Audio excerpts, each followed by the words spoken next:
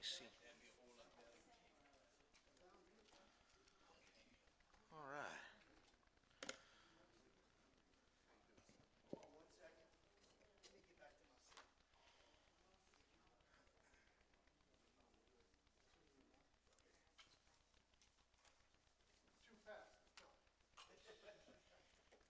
Mr. Byron, would you do us the pleasure of leading us in prayer, please? Please bow your heads and close your eyes. Our Heavenly Father, we come to you right now, my Father, to say thank you. We thank you, my Father, that you allowed all of us to see another day.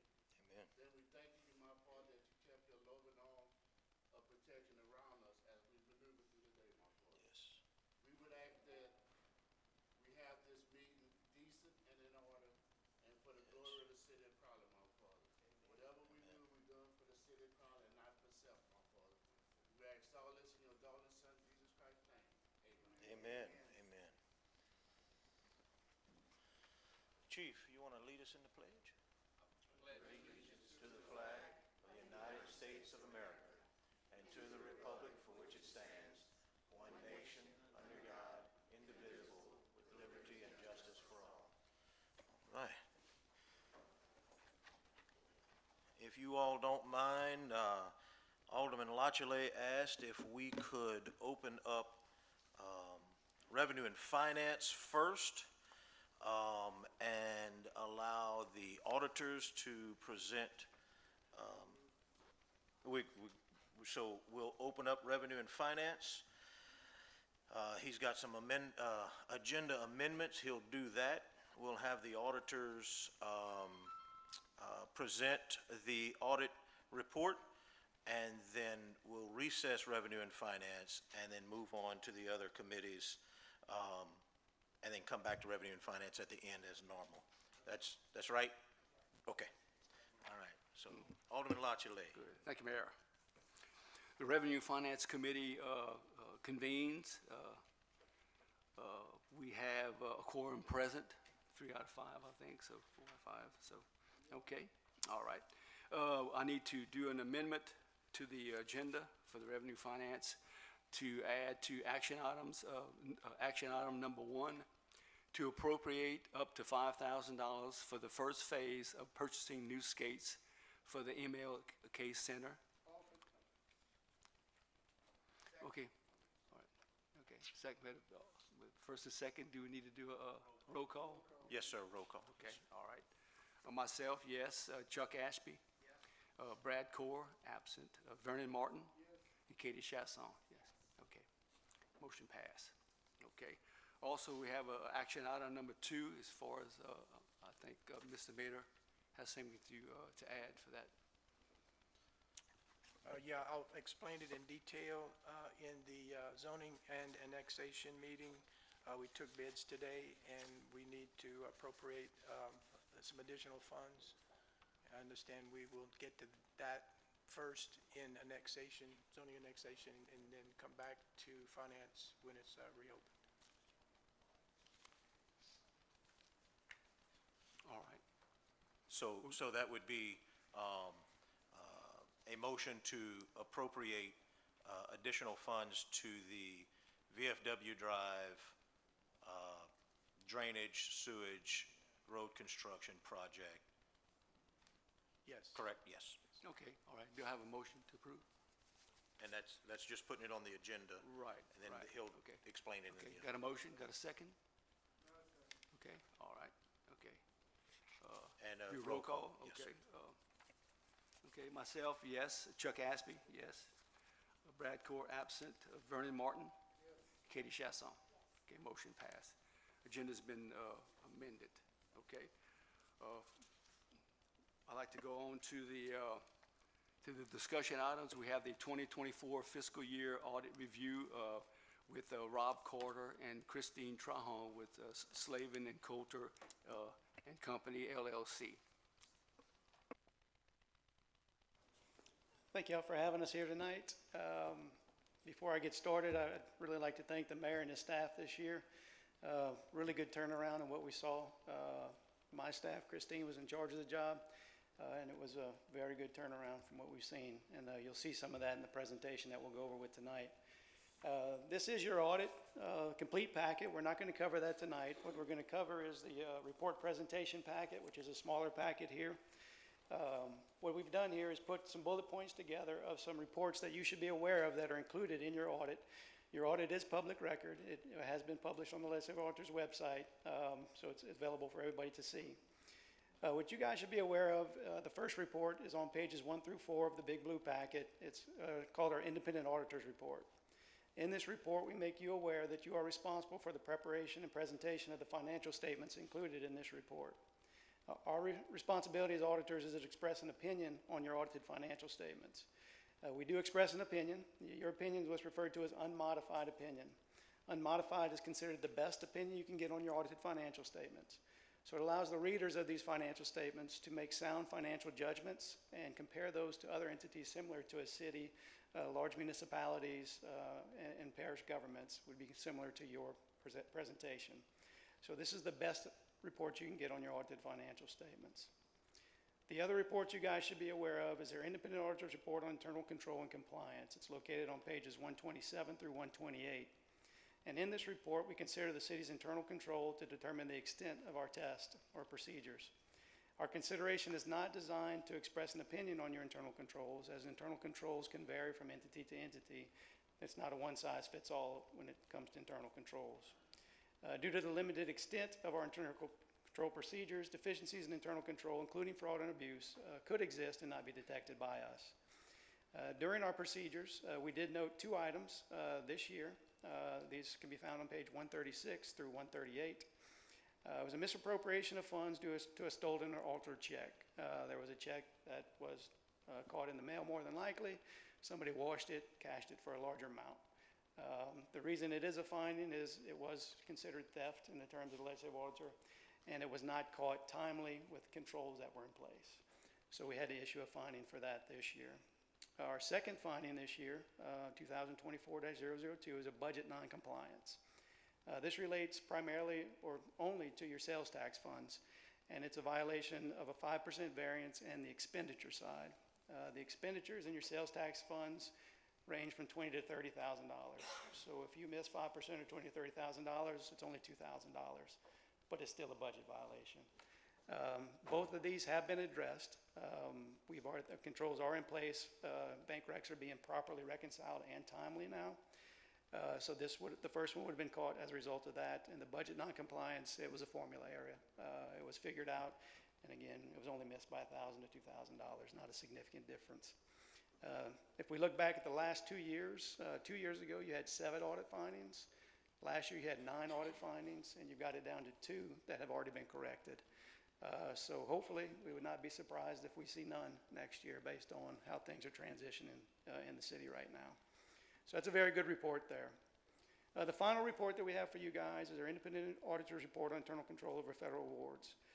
It's on pages 129 through 131. Because of the volume of federal funds that you guys have spent this year and in prior years, we have to test compliance with those federal awards. Again, management is responsible for compliance with federal rules and regulation. Our responsibility is to express an opinion on the major program, and you guys received, again, an unmodified opinion on your federal awards.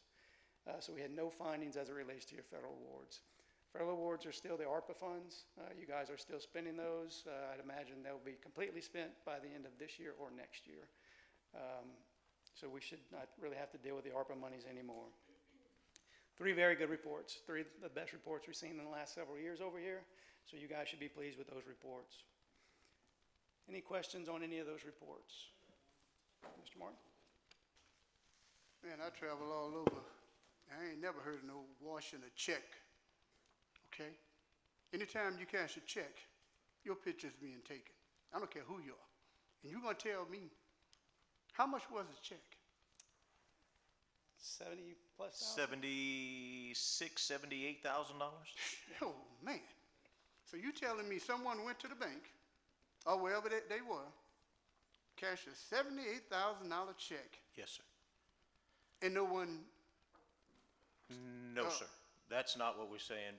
The police department worked the case, and they do have video of the subject Just can't finish. that deposited the check in the ATM. as I was saying before I got disturbed,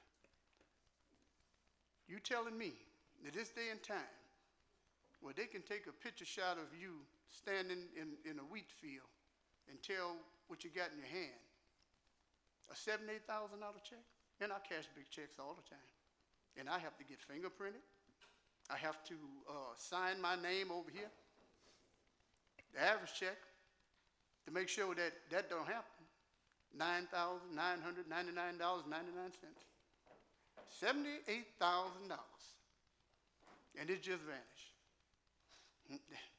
No, I'm not going to accept that. Thank you, though. You're welcome. What year was that check? When was that done? That'd be 2023. This is 23. 23? Yes. So we did not speak publicly about it because the police department, and I think they're still actually actively investigating, and I think there's a warrant that was issued. And I don't want to.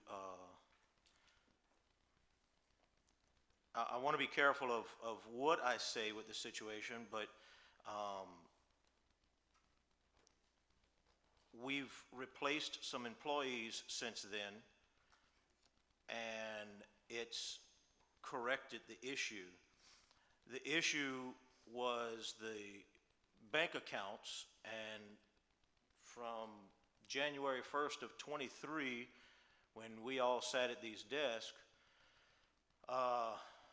numerous bank accounts were 9, 10 months, a year, not reconciled. So the bank statements were sitting in the office upstairs, but they were not reconciled. And the financial nightmare that we've been going through over the past 2 years, trying to get all that straight, is what caused this issue. And like Rob said, in the event that the accounts would have been reconciled on time like they should have been, that check would have been caught.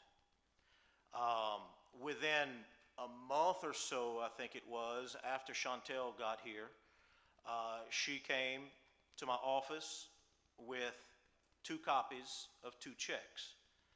And she closed the door behind her. and so I knew something wasn't good. And one check was made out to Office Mart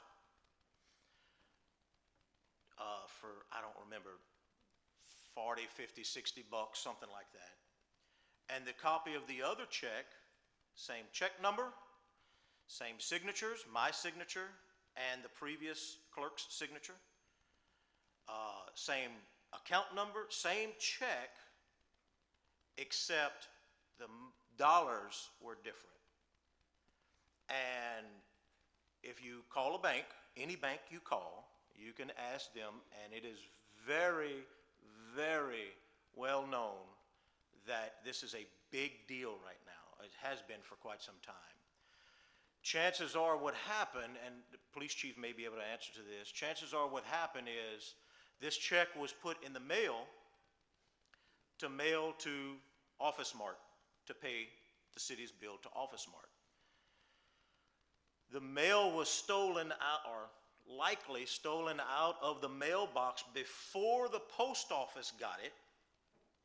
They go through those envelopes, through the mail, they find these checks, they wash them. How the hell they do that, I don't have a clue. They change names. The name on the check was not Office Mart. It was made out to a person. That person was found to have an address in Lafayette. There was a video captured. They went through banks, and it was a Capital One bank. The police department did a lot of research on this. And then what they do is, once they get the checks and the job that they want done, they put it all back in envelopes, put it back in the post box, the post office box, before the post office picks it up, stamps it, and mails it to where they got to go. So no one ever knew that that check, it was probably delayed to Office Mart, but, you know, the post office, things are delayed. And so you can ask the post office. You can call our postmaster, and he'll tell you that is a real problem. That's why they've taken Remember how we used to have these mailboxes all over the city, and they don't have those mailboxes like that anymore because people steal the mail to be able to do this to the checks.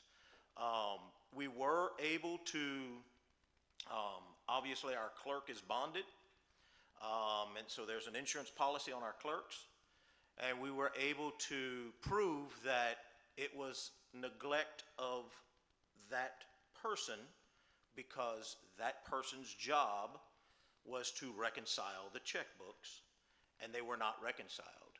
And because they were not reconciled, we were not able to catch it in time. And so we did collect $70,000 from the insurance company as a insurance claim, I guess you would say. So there's been a lot of work that's been done on this. The police department was very helpful, and they did a lot of research on it. They kept us up to date on it. The reason it didn't go public because there was a lot of investigating to do, and you just, I mean, that's criminal activity, and you don't want to you don't want to tell the criminal that you're coming after him right away. So that's what happened. It passed through, and it passed through the bank. It literally passed through the bank. Dickie. Mr. Martin. As chair of this committee, did you know anything about this? I did, yes, I Why did. didn't you call us as committee members? Well, because it was on ongoing investigation, and the fewer people that knew it. I mean, we had a bond claim to be filed. We have different things to go through the procedure and everything. So Man, you know what, I asked to be on this committee for a reason, okay? I want to know the checks and balances, so when I'm asked, what's going on, okay? I know. I mean, Right. drop the ball right here. You understand? I understand the secrecy of all this, but we. there was no ball dropped at all. I mean, anytime there's an ongoing investigation, I mean, we got certain things to do. Okay, go, Chief. When you first find out about something like that, you don't know if it's internal or external, so we don't really spread it. You know, we keep it at very, very low key. You don't know if it was an employee that done it or what have you, so you don't really want to put nothing out there to alert anybody, or, you know, if it was done in-house, you know, if they get spooked, then they can destroy evidence real quick on you, so we try to keep it as quiet as possible to not tip off anybody in case it was an inside job, I accept that explanation. which it wasn't, but, you know, that's why we kind of kept it quiet, just to make sure if it was something internal, it could, you know. Okay. You satisfied with it? You're the Thank you. Okay, any other questions for Rob? There's no questions, we'll flip to the financial information, which is on the next page. We have a few charts and a few Excel spreadsheets. The first one is the activity of the city. All the funds combined for 2024 back through 2020, so you get a little bit of history of how the city's done over the past several years. If you're looking at the far left, the second column from the left, you can see the actual column there. Your 2024 revenues were $23,080,392. You guys have increased approximately $5 million since 2020. This is primarily related to the grants we talked about earlier. You guys have received a tremendous amount of grant revenue, and you guys have spent a tremendous amount of grant revenue over the years. If you continue down that page, almost the middle of the page, you can see you spent $22,572,492 for 2024. About $10 million less than 2023, but again, that's all capital-related items. You guys have been spending these grant monies as they come in, and we've seen that pretty much everywhere we've gone over the last several years. So that is very common. The next line underneath that $22,572,000 is showing a surplus for the year of $507,963. This is all your funds combined. You do have other revenues and other expenses. Those were $552,000. So your surplus for the year was right at $1,060,000 for the year. Hadn't seen that in a while for you guys. All the way back in 2020, which was a more normal year, you had about an $80,000 surplus. So we've seen very positive turns on the financial side for you guys also, especially with the volume of money you've had to disperse over the last year. So just comparing year over year, very good year for you guys again this year. Is there any questions on those set of financials? If there's none, the charts on the next couple pages are just to give you a little bit of a visual of how you guys are doing. When we look at a fund, such as your general fund, we like to assess the health of that fund. And the health of that fund is usually determined by having at least 3 to 6 months of fund balance available. This gives you from 2020 to 24. If you're looking at the far right side, you have 2024. You can see your unassigned fund balance, monies that you can spend in your general fund, $1,593,726. It costs you to operate that same fund $3,197,000. So in theory, you guys should have at least 3 months reserved in this fund for a healthy fund. You have about 1.5 months. That is growing if you look over the past several years. So the general fund is improving, but it's not quite to where you want it to be, to where you can say that I can operate for 3 months without any revenues coming in, which is a healthy fund. General fund has a little bit of work to do, but it is growing, so that's a positive sign. The next fund, if you flip the page, which is your sewer fund. This is your proprietary fund. This fund, if you look all the way back at 2020, you had an unassigned fund balance of negative $72,828. You've grown that fund balance to 2024 up to $2,152,796. So in theory, if you take 3 months operating expenses, $65,000, you have about 11 months operations in your sewer fund now. So that is a very healthy sewer fund now. Again, it took you a while to get there. You've had to do some adjustments over the years, but it is now performing at an adequate level. So the sewer fund is doing very well now. And the last set of charts we do is we take all the governmental funds that you have and put them together. Your sales tax funds allow you to use those for some payroll and a few other operations. So we like to look at you as an entity as a whole. So if I took all your funds, sales tax, capital outlay, general fund, all the funds, you have about $13,726,157 of fund balance. To operate all those funds together, it takes about $4,148,160 for 3 months operations. So you're right at about 10 months operations in those funds also. Again, it took you a while to get there, but now things are picking up. Things are looking good. The numbers are turning around along with the compliance. So this was a very good audit for you guys this year. Any questions on the charts? Mr. Martin? What are the chances of we lowering the sewer rate back to where people, I get it all. Okay, sewer rate and water rate is off the chain. Since our balance is so high, I would like to see us revert back to where we were. And that's not just coming from me, that's coming from everybody that I speak to.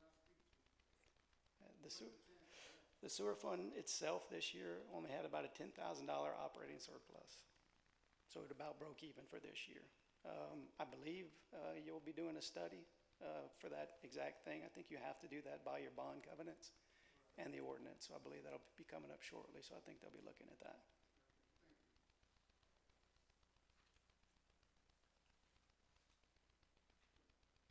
Okay, any other questions for Rob? Thank y'all again. Okay, appreciate you coming, Good Rob. evening. Thank you. Thank you. Okay. At this time, I'll go ahead and recess the committee to reconvene at a later time during the meeting. Thank you, sir. The next request was to have public safety next. If y'all are all good with that. Alderman Ashby.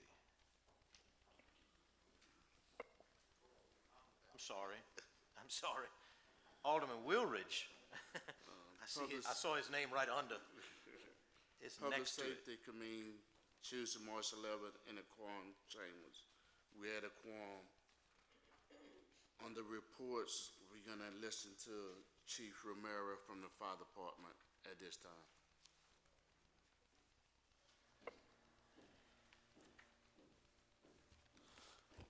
Thank y'all for letting me go first. I got a meeting at 6 that I have to attend. Everybody got a report? In February, the fire department responded to 63 emergencies, of which 6 was hazardous conditions, 31 rescue and EMS calls, 16 false alarms, 3 fires, 4 good intent calls, and 3 service calls. Average response time for February was 2 minutes and 53 seconds, and we ran a total of 132 calls so far this year.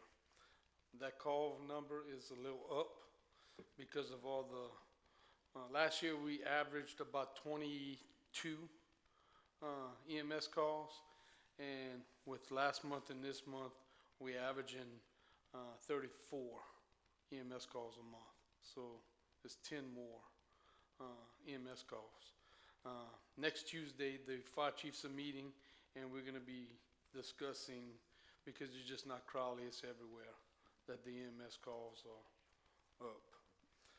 We took delivery, not last Friday, but last, of the 2 new fire trucks, so they are in the city. Some of y'all was able to see them, some of y'all was able to ride on them for the Mardi Gras parade. Renovations in South Crowley, they should be finished, should have been finished last week. Hopefully it's finished this week. They started putting up the new building in North Crowley. And then I got a PO today for the renovations of the North Crowley as soon as we finish South Crowley. Any questions? Thank y'all. There being no more questions for the chief, public safety recess and turn it back to public works. Okay. Public Works. Alderman Dorey.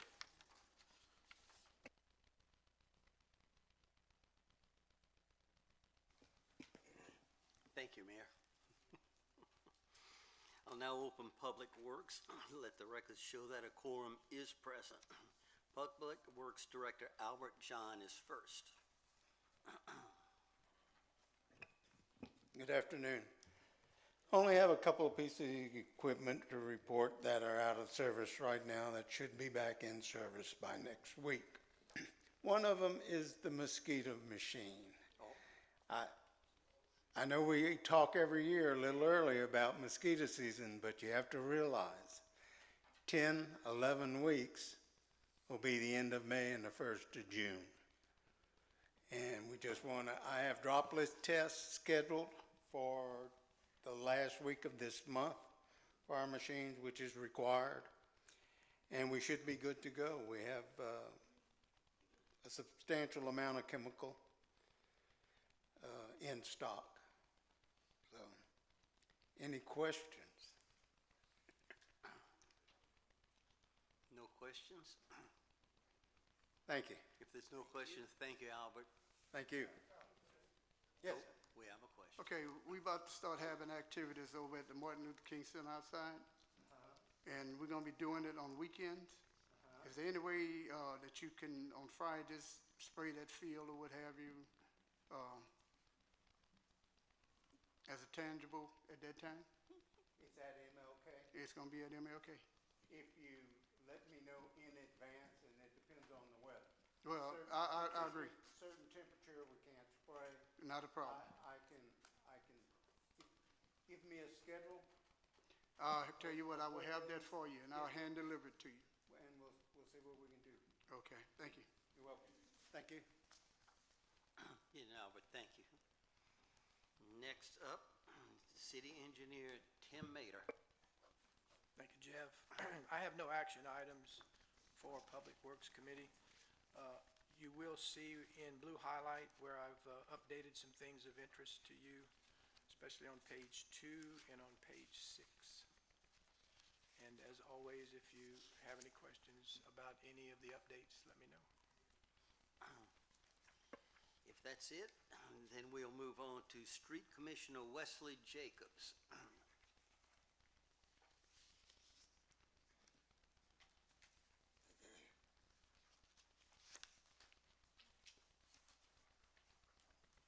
Hello, how y'all doing tonight? What's going on? Fine. Been busy. I Like I said, we're a little bit ahead of time on the grass. I thought we'd be just starting, but we've 2 or 3 weeks in already in grass. So grass, we own it. We're in season right now, so we're cutting every day of the week from here on until probably November. Trees, we can't cut as many trees. Our bucket truck is down right now. And I know the mayor got the little warning I sent, but we still don't know for sure exactly, but it might be a costly fix. The mechanic still doesn't know. So if y'all can, we might have to just put it on the agenda for the next, just to figure out what we're gonna do. We actually have 3 bucket trucks. One is going into auction, it's junk. We have the big bucket truck that's on its last leg that Robert keep getting the fire department to come get him out of the truck because it won't go up sometime. And this, yeah, the fire truck had to come get him at least 3 times out the truck. So it's bad, and he won't really go in that truck, and it's usually me to go in the truck. So this is our good one, but it's down. So we're gonna have to figure out what we're gonna do about the marquee when we gotta change that, hanging banners, flags, stuff like that. So we'll be out. We don't have any accidents to report. Everything has been running pretty smoothly. Going back to trucks and equipment, the bucket truck is a concern. The excavator, we don't know exactly what's going on. Some days it'll start, some days it don't start. We gotta tap on it and figure it out. But that's the only 2 pieces of equipment that's giving us trouble right now. Trucks and vehicles, everything is pretty good. We're on top of the maintenance. So everything else is good. The street sweeper is up and running. We're running a grappler truck, picking up with the parish as we can. Matter of fact, I went to the landfill and dumped this morning. So we're constantly getting the calls and we're constantly doing the job. Sometimes we're dropping like flies. I had, I think, 3 people out today, so it's come and go. This month we've laid about 300 foot of culverts, new installs, but we've actually dug about close to 3,000 foot of ditches. We opened up that sale from Avenue C from Hutchinson all the way down to the canal, that 3-block stretch. We have been getting complaints since I started, so all that water is freed up and going to the canal. Finishing up tomorrow, we should be finished up by the golf course along the Housing Authority Road coming from the back, going to that canal. Should be finished up that tomorrow. That sale we had around the old hospital, Ms. Marks, that should be good. I've been checking, and I think we figured out the problem over there. I don't know if you've been getting any complaints, but we went in and around 10th Street, 9th, 10th, 11th, up in HI up in there, and I think we got it. The next one, let's see. We got at the Enterprise building there, they're doing all that groundwork. We found that catch basin coming under the road on Front Street. So today we cut the boxes. So we got to tie in about a 50-foot section. The mayor and I found a culvert coming under the road to the front. So we're gonna tie into that new drainage system. That was that old clay pipe. Mr. Mader helped us out, got the information and the details of what we need to do, so we'll be finished with that this week, I think. Let's see. The sinkholes around town is being fixed as we speak. I think it was on Hutchinson today, Western today. I think he has to finish up on Capitol Manufacturing Road. There's some over there, but they're on those. There's another sale of drain. I'm talking about all drainage right now. There's another sale on First Street, right behind John and John. We just about got it freed up, but we need some dry weather. We gotta actually backfill the ditch because that old culvert that they had in the ditch had sunk and threw the grade off. So we gotta put material back in the ditch when it dries and then redig it to grade. And then I think that section will be free. As far as North Crowley goes, I think all we did last year in North Crowley, I hadn't been getting any complaints on North Crowley. Now they got some spot ditches here and there, but North Crowley seems to be good. East Crowley seems to be good. Let's see. Other than that, the drainage areas that we're gonna have a problem with that we need to address is Standard Mill Road. Mr. Core brought that to our attention. We had it on the list. Mayor, you're gonna have to come out there because I got with the parish. He helped me out, and we gotta figure out what's going on right there by the scrapyard. That's the big issue right there. And then the other one is West 8th Street in between Span,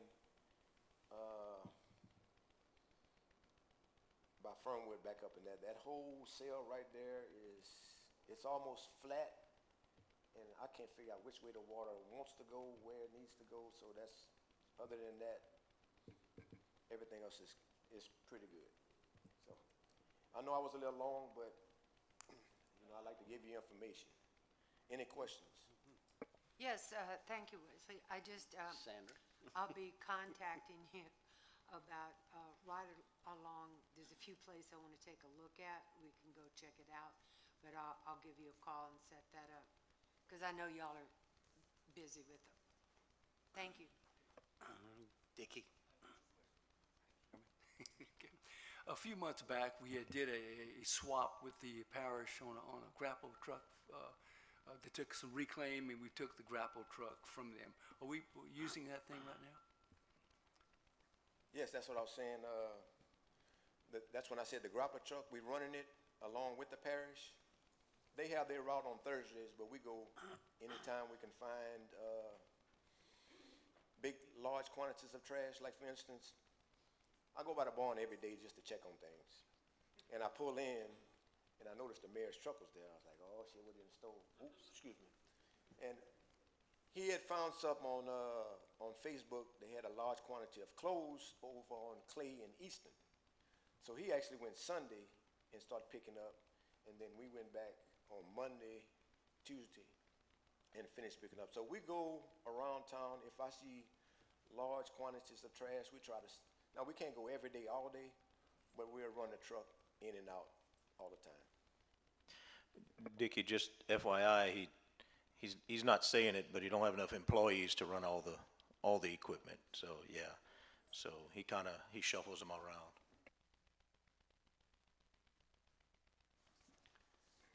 Who picks up the trash in the parks? My department, street department. Why is your street department picking up trash in the parks? We got a recreation department that supposed to be doing that. They have always done that, okay? But I mean, when he get up here, I need to know how many employees he got over there at the rec, where they can't take time to go pick up trash. They're not cutting grass, it's artificial turf. But that's all for you. I'll wait for him. All right, like I said, I don't know when it happened, but since I've been here, we take care of the parks. So it's part of our routine. Like I told you, we go to the parks every Friday, and then we'll go back Monday, Tuesday, and catch the trash from when it's just part of our routine right now. Is it easy? No, not all the time, but we get it done. All the things that you're doing, that's just a burden on you. And whether you look at it for what it is, it's a burden. And the rec director going to explain to me what they do all day, where they can't go pick up trash. Thank you.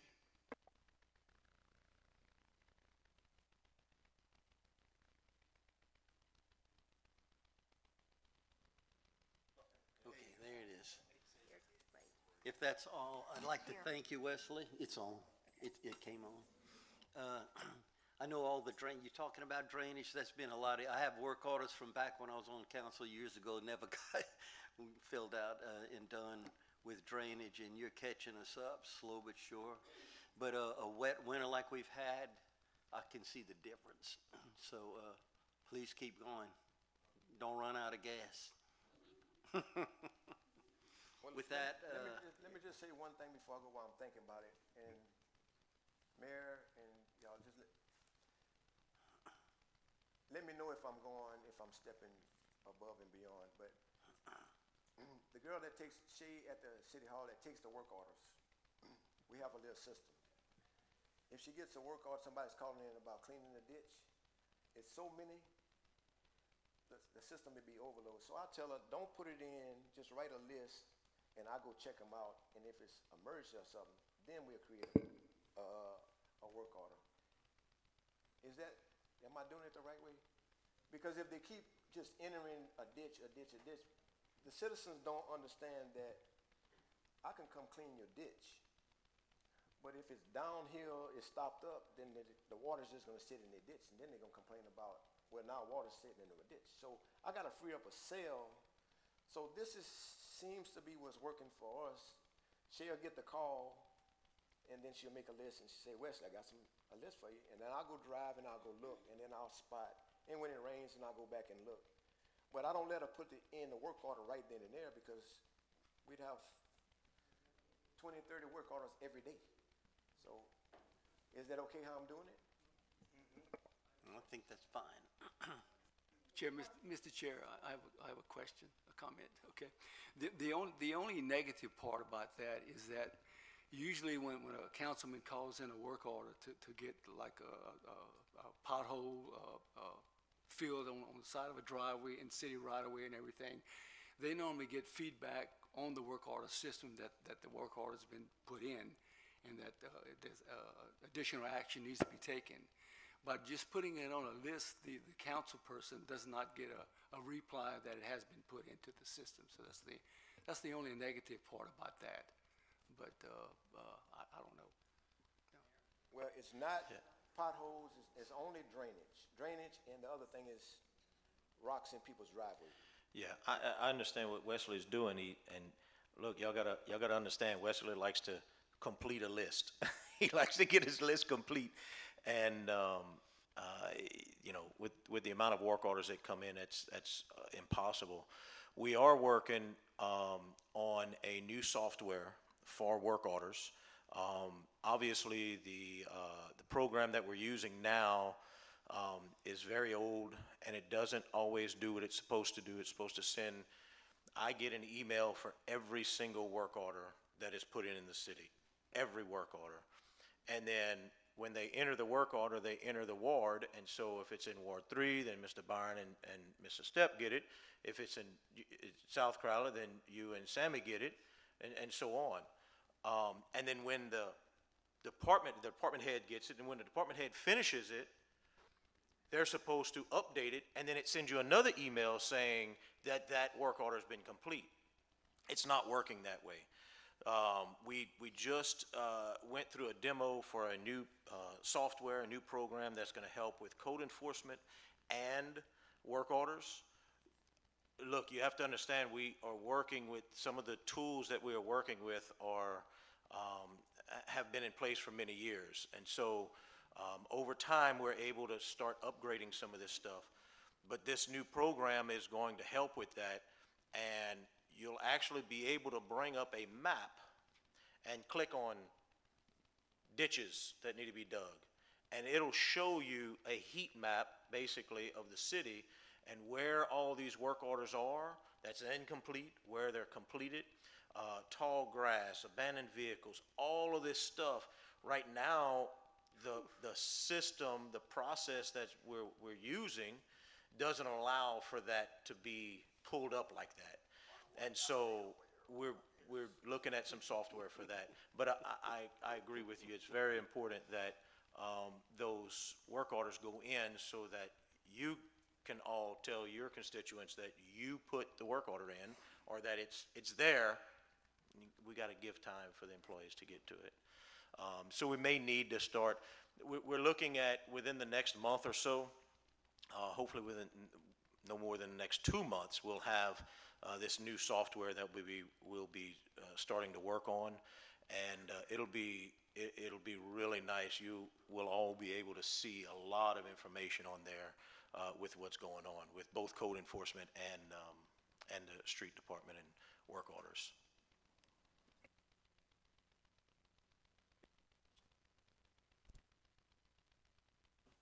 Okay.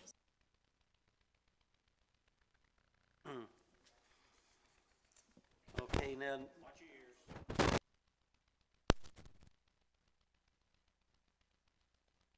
there we go, it's on.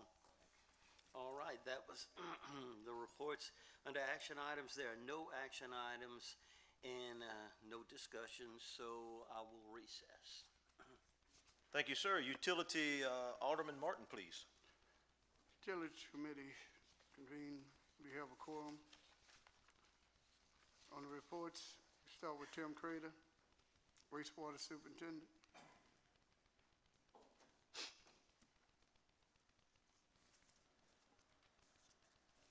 Good afternoon. Since the last meeting, the last 30 days, we've had 137 Louisiana One Call locate requests.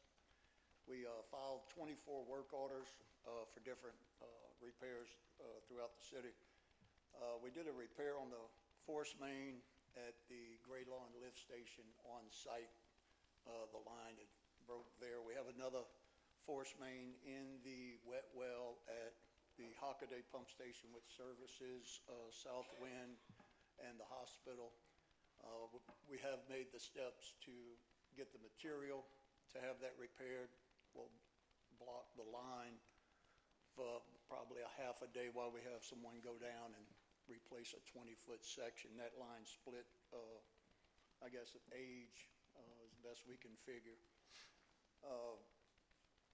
We had a section of main line that we did repair next to one of the culverts on Capitol Road recently.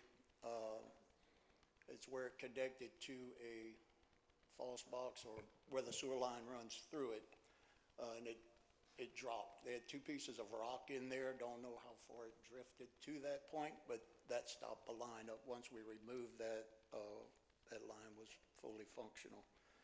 We pulled a pump out at Oddfellows Pump Station. It was clogged with rags and other article clothing and stuff like that. We got it inspected, cleared out, inspected. That's back in service. This morning, we had a gentleman that missed a turn and hit a manhole ring and cover, knocked it off. We're in the process of getting that repaired. There was a police report filed and everything with that. We have the TV cleaning crew in town to investigate the main line between K and L on East Hutchinson, because we've had some issues with backups and slow flow that way. During the inspection, there's a telephone pole right through the main line at the intersection of Avenue K and Hutchison. I did get on the phone with my contact with CLECO, made them aware of the situation. I'll meet with LUS Fiber in the morning at 9 so we can start moving that. They'll have to move the pole in a different area or whatever they seem fit for that to occur. We've got pictures of it. We've sent it to them, and I'm waiting to hear back from that guy. We'll meet up and go from there. That line will be repaired promptly. We hadn't got a specific date, but things are in line. We have the material. I'm in the search for two connections that are very hard to find. It's a 14-inch clay pipe right there, so they don't make 14-inch pipe. So we do have a piece of 15 that has been used on that same line. Other than that, I want to thank my guys for what they do day in, day out. After hours, up till dark, they come out. If they're needed, they're here. So I appreciate that. I just wanted to put that out there. That's all I really have. Any questions? Wouldn't CLECO have to do like a 411 to see where the lines and everything were before they put a pole in? So the pole, the best we can figure, when we looked at it, the inspection tag, the oldest on there is 2009. Without visually running a camera, we have flow that comes through there. We could see that by video. And the best that we can figure, as the water's coming from the main line, it hits the pole, it drops down. Once it fills back up, it continues down the line. But there is some, I mean, you can see the pole. But like I said, the osmosis tag is 2009, the latest. So, I mean, I would think if you have to put a pole in the ground, you'd have to do a 411. they would have done a locate. But would it have shown where the sewer was right there? Yes, but back then, I can't answer if they were Oh. doing locates, and really, I don't know the specific date when that pole was installed. I would think, So are they responsible to fix the sewer for us, or how does that work? it's a fine line. That would be something I would have to get with the attorney and the mayor about and see.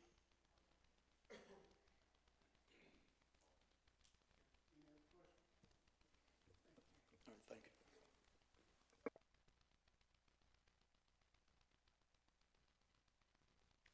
Thank you, sir.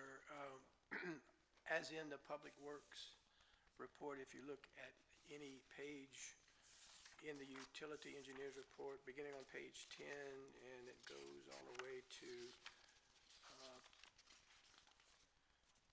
page 17, anything highlighted blue is an update. I do have one action item. It begins on page 12, and that's the annual MWPP, which is an acronym for Municipal Water Pollution Prevention Resolution and Audit. I sent supporting documentation to you this afternoon, and I believe you have copies in the packets that Tessa gave you. You'll be looking for, first of all, the resolution. One pager looks like this. And I'll point out that the resolution is indicating to DEQ things that have been done recently that are improvements to the system that help it along to operate efficiently and effectively. And it also promises to do some things like smoke testing and repair on public and private property. The resolution also refers to an audit report, and if you have that resolution, audit report ought to be right behind it. And if you'll look at the audit report, this is the first page of it, and go all the way to the back to page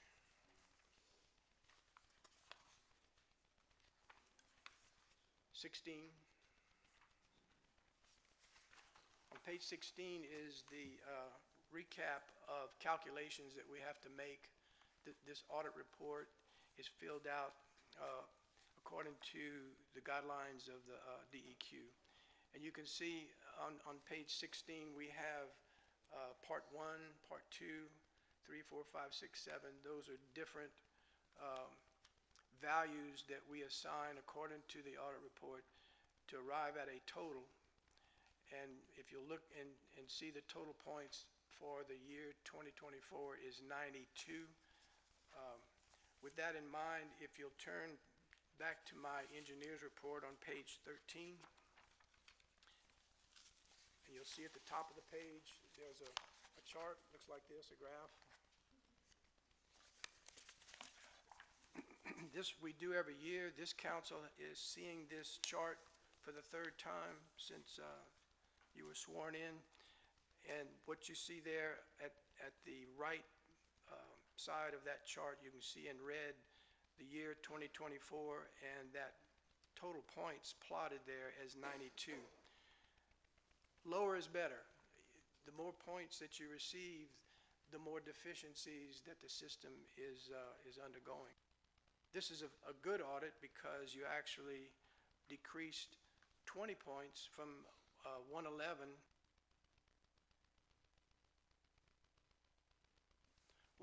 last year to 92. The reason you gained another point is the age of the system.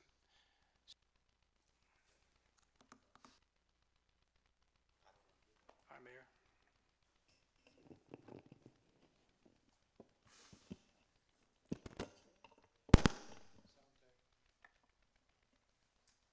Now?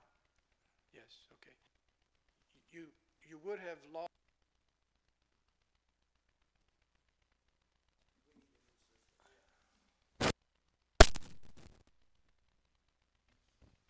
All right, Sandy, this is a charm. So you would have lost 20 points, which would have been good, but you had to add back one for the age of the system. That's an automatic. So the resolution is pointing all this out and having this on file so that if you are ever visited by DEQ and they ask for your audit report and your resolution, Tim has it right there. I just want to say that to decrease from 111 to 92 over the course of a year is wonderful. It's a sign of the good work that your sewer department's doing to keep the system running. You know, there are lots of equipment and things that are old. The 80 miles of sewer system is old. You just heard Tim talk about a clay line. Those kinds of things make it difficult to keep that score down and to make it a good score. So with that in mind, if you have any questions, I'll be glad to answer them. Other than that, I would like you to consider adopting this resolution for this year, 2024. I'll go ahead and offer that. Second.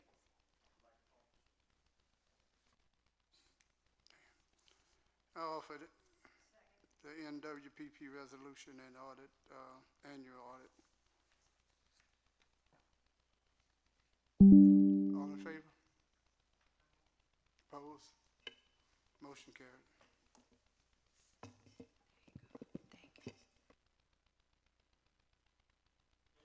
That is the only action item that I had for utilities. Any other questions for Tim? There be no other.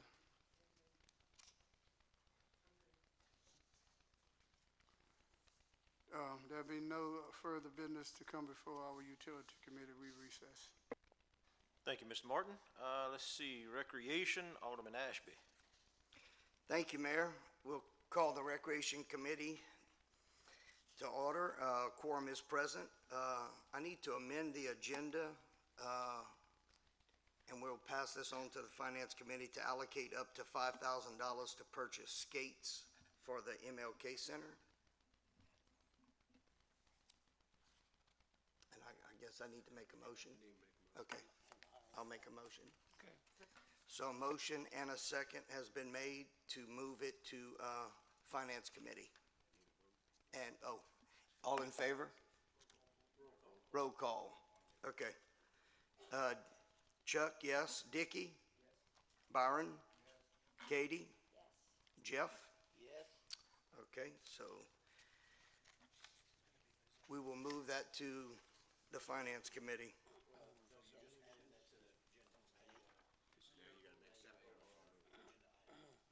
Now we have to vote on the item? Okay. Okay, so I make a motion to allocate up to $5,000 to purchase skates for the MLK Center. Second.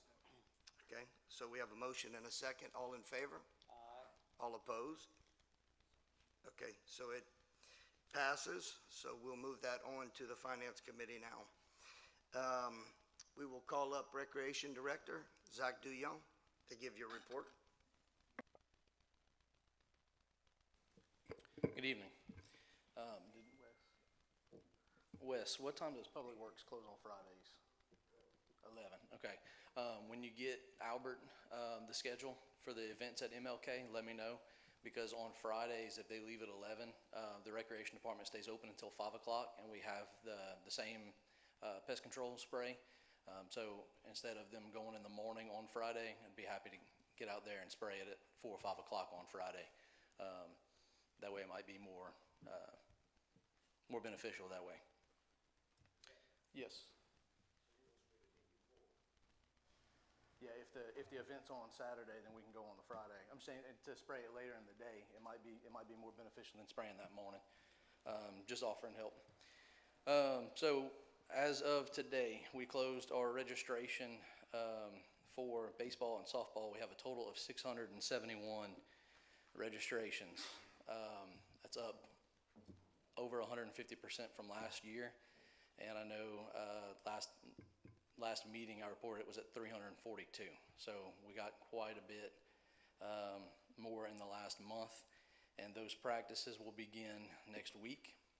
And then we'll have our opening day on Saturday, April 5th. Our middle school league championships, baseball and softball, will start next Monday. As of today, before tonight's games, we've collected over $15,000 in gate just from the middle school league itself over the last 6 weeks. The air conditioning unit at the Martin Luther King Center has been repaired this week. That was, I believe it was yesterday. Okay. But that's in the work. And then in the last 3 weekends, we've had 3 2D tournaments that have brought over 100 teams into the city. We'll have another one this weekend. We're looking at 7 to 8 fields of the 9, and then Miller will have high school. So it should be a full ballpark. And then in our MLK Park, those basketball goals have been ordered. I spoke with Ms. Proctor about that. And that's a due list, and so those goals will be in early next week, and we will go and install them. Pretty much it. Anybody has any questions for Zach? Yes, sir. Go ahead, Steph. First of all, did y'all remove that, in the MLK Park, those rusty pipes? No, sir, we don't have the equipment to be doing that, and so I know I spoke with Chad about looking into it with other equipment that the city owns to be able to remove that. That's a dangerous thing. That should have been taken care of. All right, okay. Okay. First of all, like I explained to everybody, and Jeff, you was on council at that time, Parks and Rec Department used to cut the grass in the parks and keep it clean. When did that change? Well, I can tell you this, it was before I started. I started May of last year, and I believe Wesley started about 6 months before me. When I started, Wesley and I spoke about what all, who handled what, and that was something that was put in place before either one of us started. And so, Steph, I know I that- can tell you this. I know it was before Peter started. Because Peter and I were good friends, and I used to always ask the question, if you're over parks, why does someone else empty the trash can? So it was done during the Tim Robichaux days. I just don't know when. Well, with that being said, how many employees you have over there, full-time employees? I have 3 full-time employees outside, 2 inside, and then 1 who's kind of in the middle. He's in a transition period, but he's been helping us answer phone calls, Okay. making the schedule. For, like I said, 671 total registrations. We've got a lot of teams that'll be going into 7 different fields. And so he's been helping us out with schedules, answering phone calls and whatnot. So you got 7 different fields, correct? Well, there's 9 total, but we'll be utilizing 7, and then we're creating one next to the Bronco restrooms in that pavilion. Okay, well, what about the one at MLK Center? MLK Center, that all the property, the baseball field itself, and then Bicentennial Park as well. Yeah, and answer my question. What are y'all planning on doing with it? I'm not sure. Well, right now, we got kids that wants to learn softball. They want to learn the basics of different sports, football, whatever. At one time, the field used to be cut off and marked for flag football, Okay. okay? The park is in deplorable shape.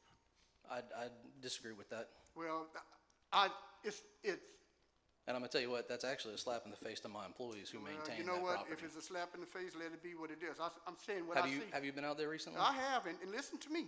My constituents. Matter of fact, can you be to our town hall after this? Can you I please will make a come? point to be there. Make sure you be there, because they got plenty of questions for you, okay? And ladies and gentlemen, I happened to go to the MLK Center today, and guess who I saw working in there?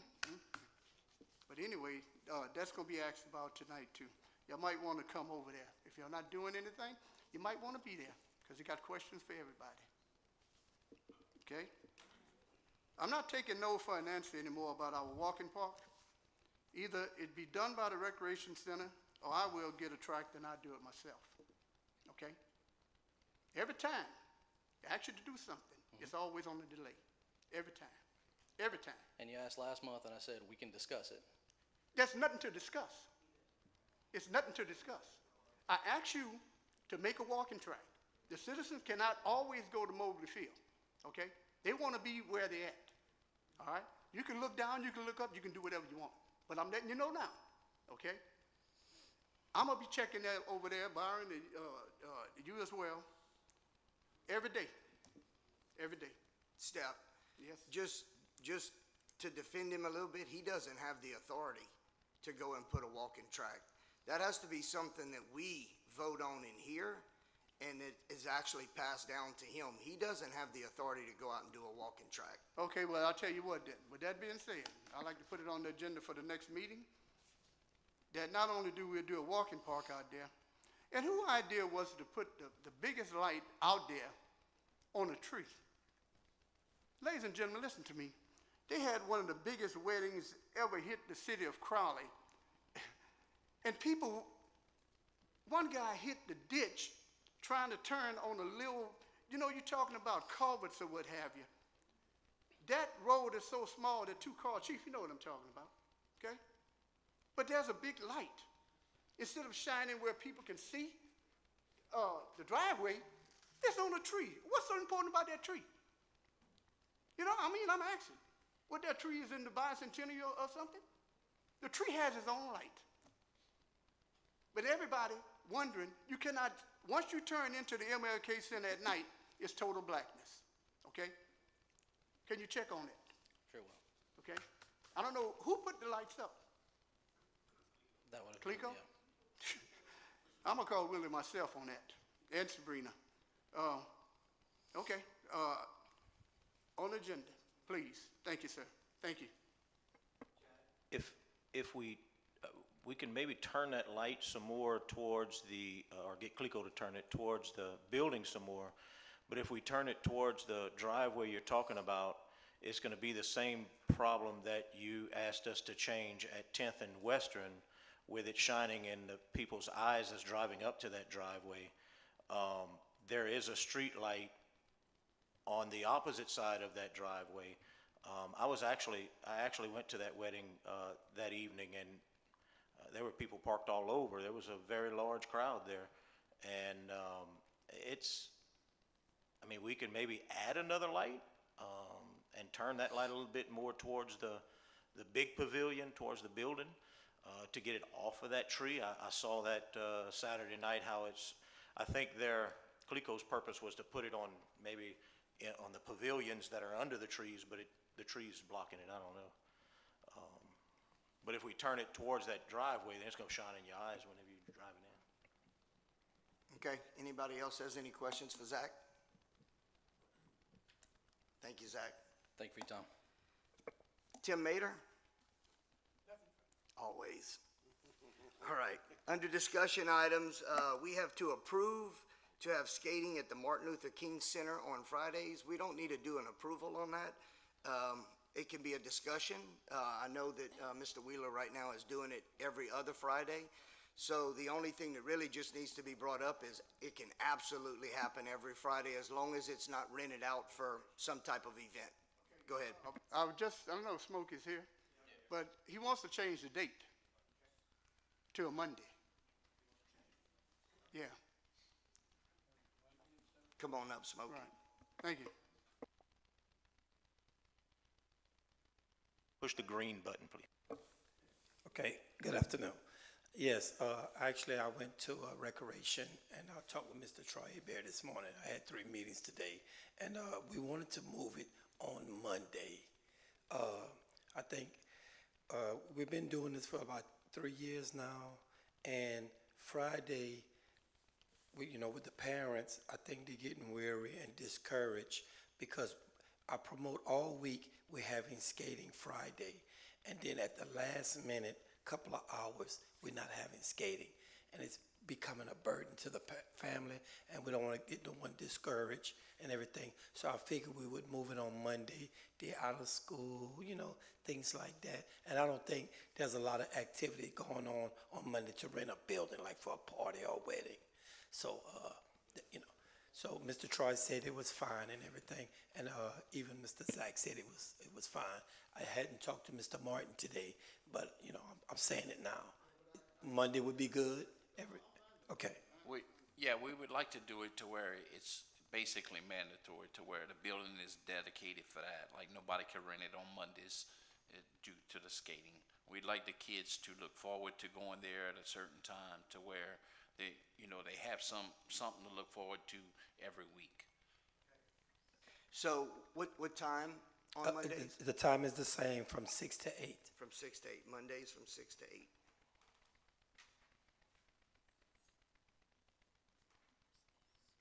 Okay.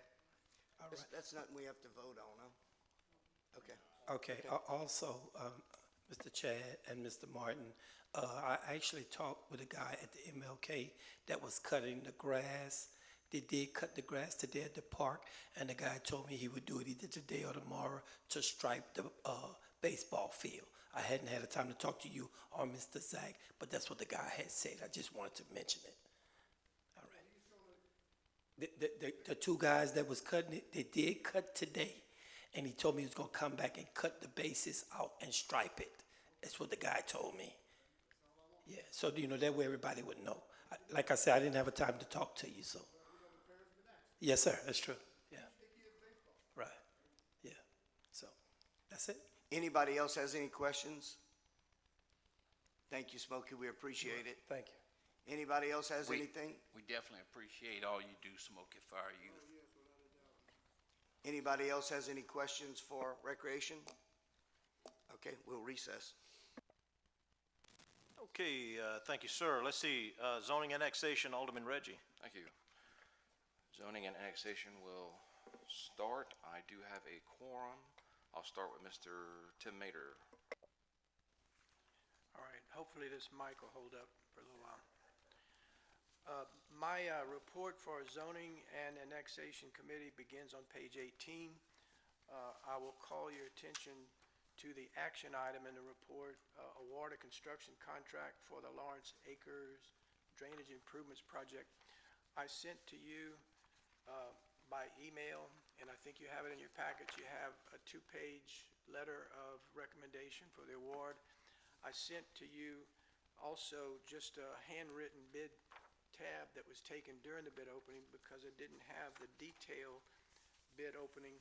We had 9 bids, and I had between 9 and about 3 o'clock to process all these bids. But I did just hand out this legal size bid tabulation, which it shows you how we get to the totals that are on the handwritten page. I think the best thing to do so that all details are covered is to let me read through the letter of recommendation. It's addressed to the Mayor, Chad Monso. It says, we are in receipt of bids for the caption project, and the bid tabulation can be found attached. Based on our review of the bids received, of which there were 9, we recommend that the City of Crowley enter into a contract with the low bidder, Co-D Construction of Louisiana LLC, at the base price of $1,348,677.19.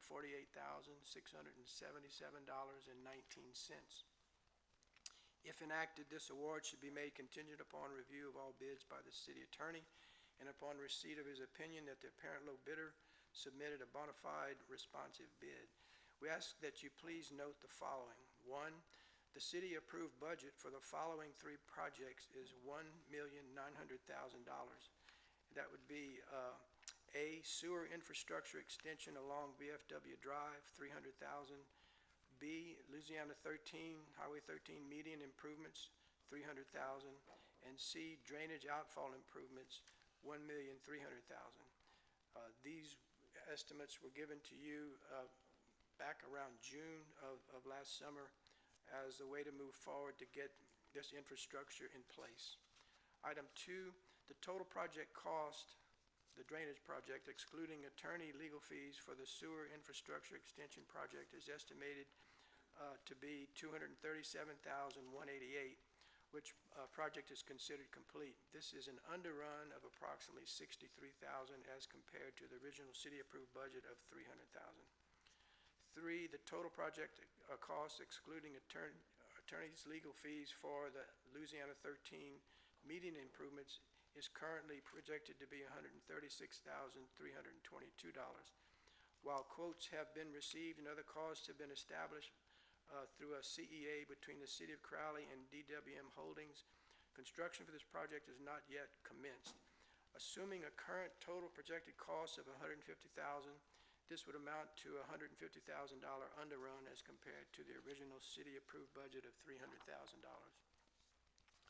Number 4, therefore, both the aforementioned sewer and median projects are currently projected to cost just under $400,000, which would be an underrun of approximately $200,000 as compared to the original $600,000 budget for both projects. Number 5, regarding the subject drainage outfall improvements. A, it should be recalled that the original construction cost estimate for the drainage outfall improvements project included the construction of open ditch along the south property line of Carmichael Acres. However, once it was determined during design that there would be enough depth such that plastic pipes could be considered along that length in lieu of an open ditch, we believe that it was justified to take bids on a scope that included subsurface drainage from Broadacres Drive all the way to a point south of Carmichael's private pond. So the increase in construction costs as compared to our original construction cost estimate is due in part to this change in scope. B, additional previously unforeseen costs of approximately $50,000 became realized during design due to having to mitigate conflicts between the new drainage system and Boardwalk Pipeline's underground pipeline that runs in an east-west direction along the private wooden fence, as well as 5 underground pipelines owned by JP Oil that are located in the area south of Carmichael Private Pond.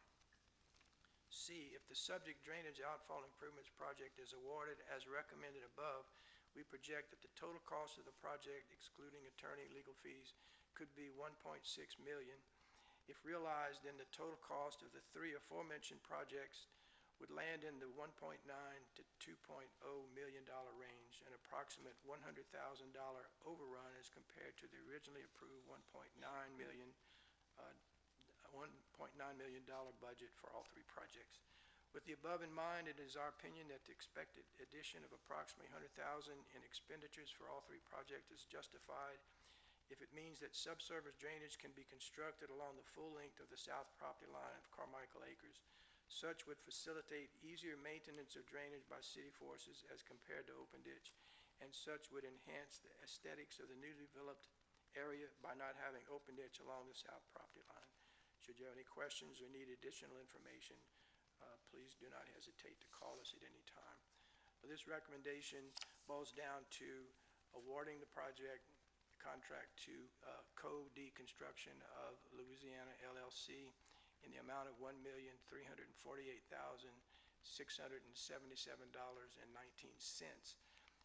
In doing so, you would need to refer this $100,000 appropriation, additional $100,000, to your Revenue and Finance Committee.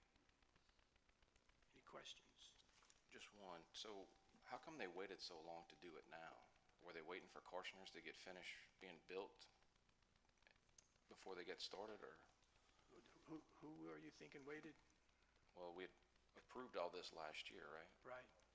Yeah, we've been working feverishly on getting rights-of-way, doing topographic surveys, preparing the plans and specifications. A lot of it had problems that we had to resolve with 6 pipelines. I see.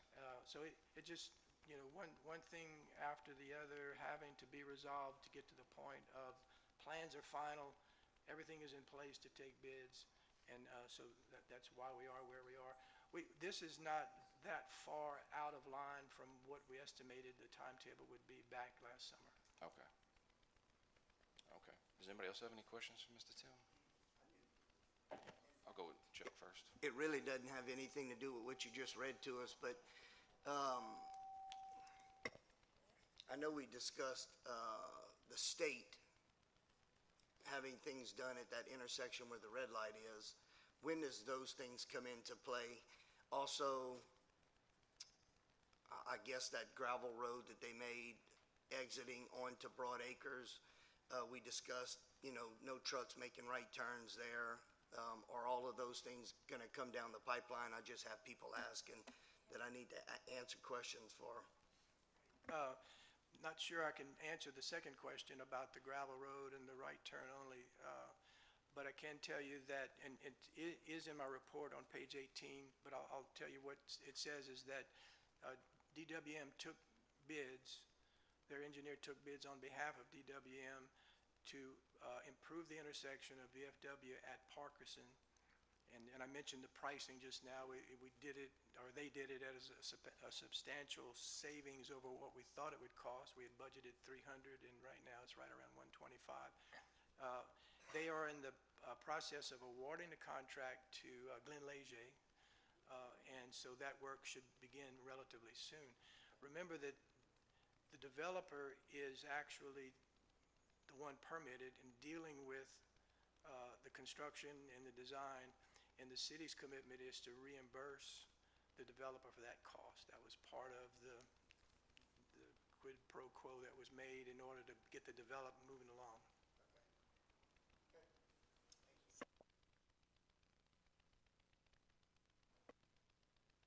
Just for clarity, that area north of Burger King that goes west, the work that they've done there, that strip that goes on down to Broadacres by Karchner's, is that the property that you're talking about?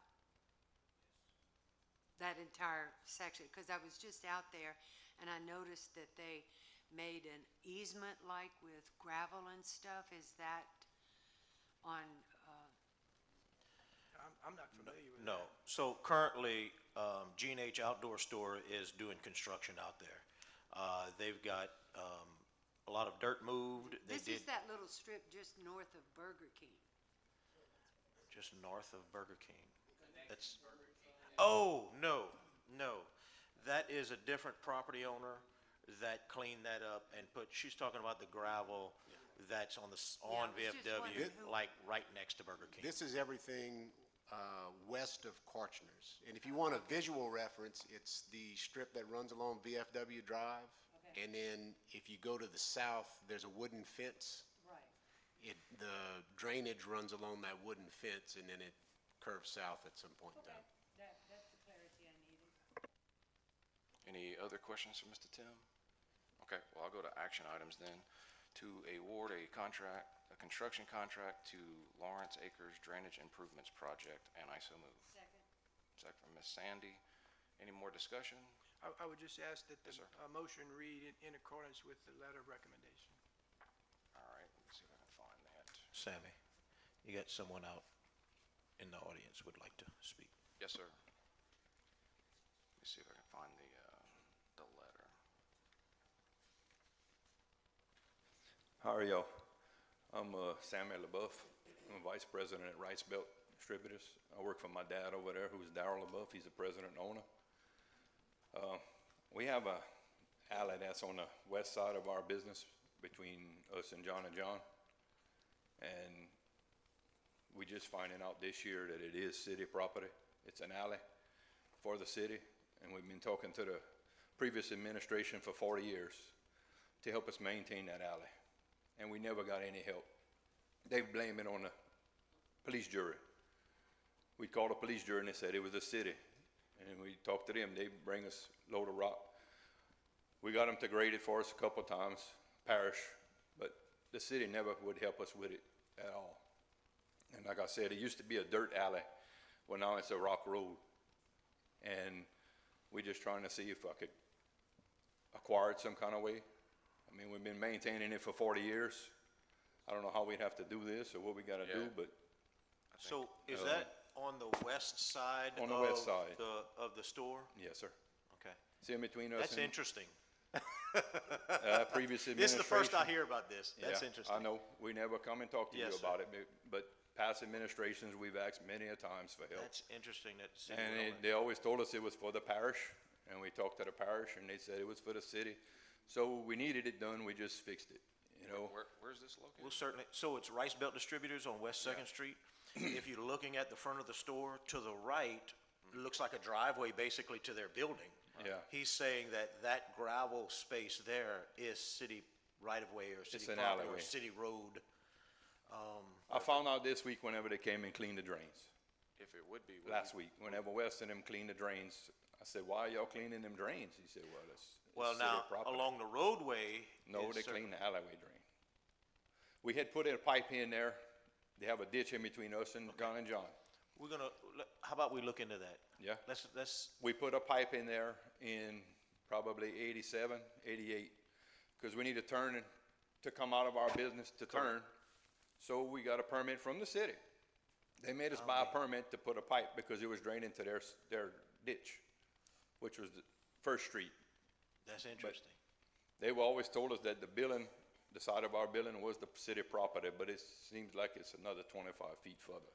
I'm sure you could probably get a hold to them. They'll look Yeah, into it. yeah. I know where he works. Yeah, so I'm at Rice Belt every day. Okay. So anybody that needs to stop and talk, I'll be glad to show y'all, but I want to see if we can acquire it. If your city would donate it to us, I don't know. I mean, So we've been furnishing rock for 40 years. So just for the record, the city can't donate it to you legally. So there's a lot of different scenarios that could play out, and it depends on whether it's a city right-of-way, whether that right-of-way was a statutory dedication. If it's statutory dedication, the city may actually have title to it. If it was otherwise dedicated as a public road or a public drive, the city might just have a right-of-way. There's a lot of different possibilities that frankly just don't have any of the answers to right now. But if they own it, there's a procedure we could possibly use to decommission it and then sell it. Okay. Or if it's just a right-of-way, the city might be able to decommission it, in which case the ownership of it would revert to the adjoining landowners on each side up to the center line. But you follow what I'm saying? So Right. if it runs in between two properties, y'all would each own up to the center line if it's a right-of-way and it's abandoned by the city. But there's a lot of investigation that have to go in that to determine where we start. Okay. We will look into it, though. All right. Certainly. Thank y'all. Yes, sir. Thanks for the time. To get back to the vote, Mr. Mayor, how exactly do you want me to rephrase the, Yeah, it would be to award the contract to the low bidder, COD Construction, at the bid price of $1,348,677.19, in accordance with the city engineer's letter of recommendation for award, and referred to Finance Committee. I'll make a motion as read. How about that? And I'll second it as read. All right. Any more discussion for that one? And we'll send that to revenue? Yes, please. And we'll send it to revenue. So there you go, Mr. Dickey. You promise to go ahead and read it again for revenue? Alan, yeah, have to read it again. All in favor? Aye. Any opposed? Thank you. And then, I see, I think I'm done. Yep, no discussion items. Anything else for zoning? I will recess. Thank you, sir. Public Safety, Alderman Willridge, you ready to fart again? Yes, sir. Public Safety reconvene. At this time, we'll hear from the Chief of Police, Troy Hebert. The month of February,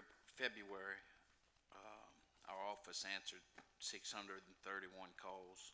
It's definitely down from the year before.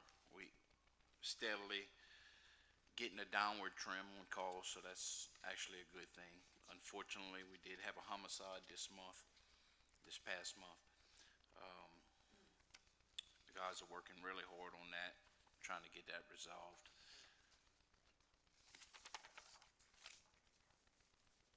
They issued 95 traffic citations on the traffic enforcement detail. They issued 815. I'm not gonna go through all the arrests that they made, but I will say, we put together narcotics, kind of like a street crime, to focus in on drugs and stuff like that. Being we starting to build up our force again, we 3 short right now, but we did some interviews today, and they had a good pass last month. They arrested 17 individuals for possession and distribution. So it's looking positive as far as for that, us getting back on track where we need to be as a department as a whole. KP and them are not gonna stop. The sheriff's office is gonna continue to work there. interdiction unit that they have that's been helping out in the city. They're gonna continue to do so too, so we are very positive and thankful that they continue that program. It's been real successful that he put together, so they're gonna continue it, and they're gonna focus in on the cities to help all the cities out that they have been doing so, which is great. We did have a recorder that went out on us. That recorder is very expensive. We had we got some estimates for the repairs. Just to fix it, it's an old system, and it come in at $10,000 to repair the motherboard on it or something. And replacement costs on it from that particular company was $60,000 for a new one.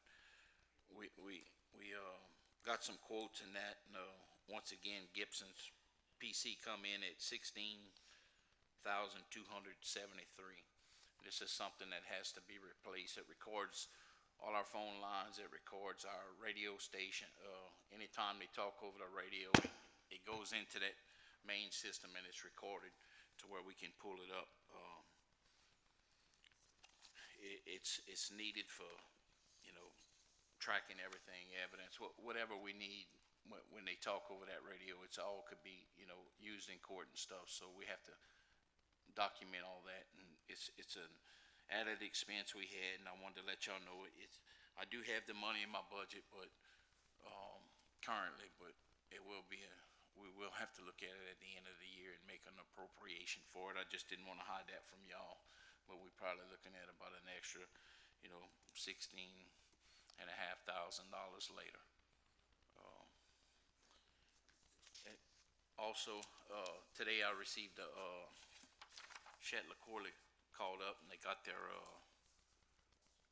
bids in for the vehicles for this year's bids. So the trucks come out to for the 4 trucks, we're looking at $204,000 and $204,030.40 for 4 trucks. Also, if we get all 4, we're also looking at possibly about another $16,000 per vehicle to equip them out. So I wanted to run that by you. The bid did, we did send off the order, but the bid is, that was the bid. Last year's bid, I think it was just right at $200,000. So the new 2025, it come out a little bit more, so you're looking at about $204,000. Yeah, I think it's important to know that these trucks that he's talking about, and it may sound a little odd to hear a police truck. A lot of cities are going to the trucks, but these trucks are patrol units, so it's going to be a police vehicle that's lights and sirens and striped and everything on the street. So it's going to replace some of the cars that are, I don't want to say dying, that are dead. Yeah, and not only that, the trucks hold up better than the cars, and we can repurpose them after we finish using them. We can, pretty much, you just change the top lights, and the city workers can have them after that. Instead of us reselling them for a real low price, they're able to have some vehicles that they'd be able to use to save the city on that side. Yeah, and it is actually a police package, a pursuit vehicle. It's built from Ford for a police unit. Yeah, my question is didn't the sheriff department get some Tahoes or Yukons or something that were less than that, like way less than that? No, the Tahoes are very expensive. They come in the 70s or something. Now it's still cheaper than a brand new Tahoe, but they're still very expensive. And their availability. Yes, and the Tahoe is about 18 months out. So if you wanted a Tahoe and order it, even if you're gonna pay for it, it's still gonna take about 18 months to get them to you. Troy, just so I'm clear, it's roughly about 68,000 per vehicle? Did you say roughly 50 and then 16,000 per vehicle? That's correct. Yeah, after you deck them all out, it's pretty expensive to do all that. That's the overheads and putting the radio, installing all that stuff. They come in kind of hard doing that. Yes. Yeah, no, they nice trucks. They, heavy duty, so they should last. Mr. Dick? Okay, didn't you recently just purchase some used trucks from from surplus somewhere? Yes, we had some break on us, so we had to pick up we picked up, I think, a Tahoe or something, we picked up 2 used ones at a pretty good price, and, used them to replace some of the other ones that went out on us. Right now, we have just, we don't have spares, so when one goes out, you have to replace it, and, unfortunately, on these Ford cars, like just a water pump costs like $3,000 just to replace the water pump in them. The way they set up and design, you gotta change the timing belt, all kind of stuff along with the water pump. And not that many mechanics wanna do it because it's so time consuming. Any more questions for the chief? Okay, chief, we thank you. I didn't get no report for the city engineer. Did you get one, Mayor? From Mr. Tony Duhon? Yes, sir. He emailed it. I got it here somewhere. All right. Code enforcement. Unfortunately, I don't have a president due to earlier commitment. I have attached the department's monthly report. Code enforcement for ordinance 1542, which is the parking of tractors and trailers in residential zoning violations. So there's 4 of those violations for the month. 1 unpermitted use, accessory building, 3 private sewer issues, 4 camper violations, and 2 uninhabited structure violations, 16 uninhabitable structures in the process through Blight Court now. Flood management, 2 base flood elevation issued and prepare information for yearly audit. 26 electrical permits, 3 gas, 4 repair, 2 fence, and 2 demo. The 2 demo permits are 1120 South Avenue E. It's a house that burnt.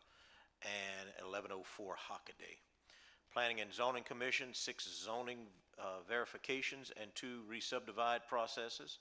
Stormwater management, monthly inspections, and prepare information for a yearly audit. And obviously, he says to contact if you have any further information needed. Okay, thank you, Mayor. On the action items, request from the police chief able to authorize the purchase of a recorder in the amount of $16,273 to log police department telephones and radio communication. This is the recorder is out of service and needed repairs. Motion carried and I so move. It was motion by me, second by Mr. Dick, Mr. Dorey. All in favor? Nay, you have the same right? So, Mr. Byron, I don't think the council gives the police chief a budget and then you have no authority over how he spends the budget. 0 authority over how he spends the budget. The chief's concern on anything, it's his budget as an elected chief. This should have been a discussion item, and so that the chief can advise you all that this item is above and beyond something that he would have planned for spending the money on in his budget, and it's a $16 item, so it's a decent size expenditure. The chief's concern, just like the fire chief has come up before and other department heads have come up before, is that when he's going to have to come back before the end of his budget and say, hey, I need some more money for equipment because I've spent it all, he wants to make sure, and correct me if I'm wrong, Chief, that you all understand what he spent it on. So we've backed away from appropriating extra funds to budgets while there's still funds in the budget for those purposes. But that causes concern with the department heads saying, well, but this is above and beyond what the normal equipment is. And so he really wants to make sure that you all know that very likely he's going to have to come back for some more money for equipment because of this purchase that he's going to have to make. Yeah, my money's allocated to the dollar just about, So if I gotta spend X amount on phones and this and that, when I spend it all at the end of the year, I'm out. So I don't have 16 to put in there.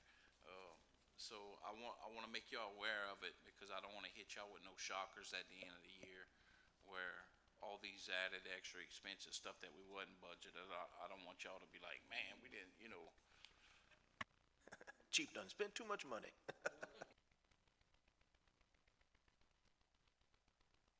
Would we make it a motion that we refer it to Revenue and Finance for further discussion? Because I know you want to be reimbursed is what it amounts. That's all it is, and I understand that, but we don't need to do it now. But if it's on the table for later, I think as a discussion item, and look, there's some really great men and women in here legislating this city. I don't think he'll ever have to go back on the recording and say, I told y'all. I think just discussing it so that he's comfortable with y'all understanding that he's going to have to come back later on for some more money, but currently he has the 16,273 in his budget, so he's able to purchase it. But oh, by the way, later on I'm probably going to need some more money, and this is why. This is one of the reasons why. So I think just a discussion as it's going on right now. I think, Mr. Landry, do you agree with me? Yeah, I agree, and I'd like to add to that it wasn't a bad thing to bring it forward to committee. I mean, that's a good thing, and everybody should be informed, and that does keep you informed. I mean, ultimately, it'll have to be, as you said, referred to Revenue and Finance and voted on and addressed through Revenue and Finance and then brought to full council. But that's at the time that the monies are actually appropriated. As the mayor pointed out, the chief doesn't need our authority to spend his money within his budget as he sees fit. It's just a question of when there's a shortfall, or to prevent a shortfall at some point in time, there definitely will need to be an appropriation. So it's kind of like fasten your seatbelts because I'm coming back. tell him, Chief. Yes, sir. I just didn't want there to be no surprises. I want to keep y'all informed, and if y'all had any, concerns, let's address it now before we make this purchase. That way, if y'all decide, hey, wait a minute, we're not going with that, then we can look at. And I want to add that Chief has done some extensive research and really worked hard to look for the most cost-effective option. He didn't just pull this out of the sky and say, well, that's what it costs, so that's what we need. He did do some research on it.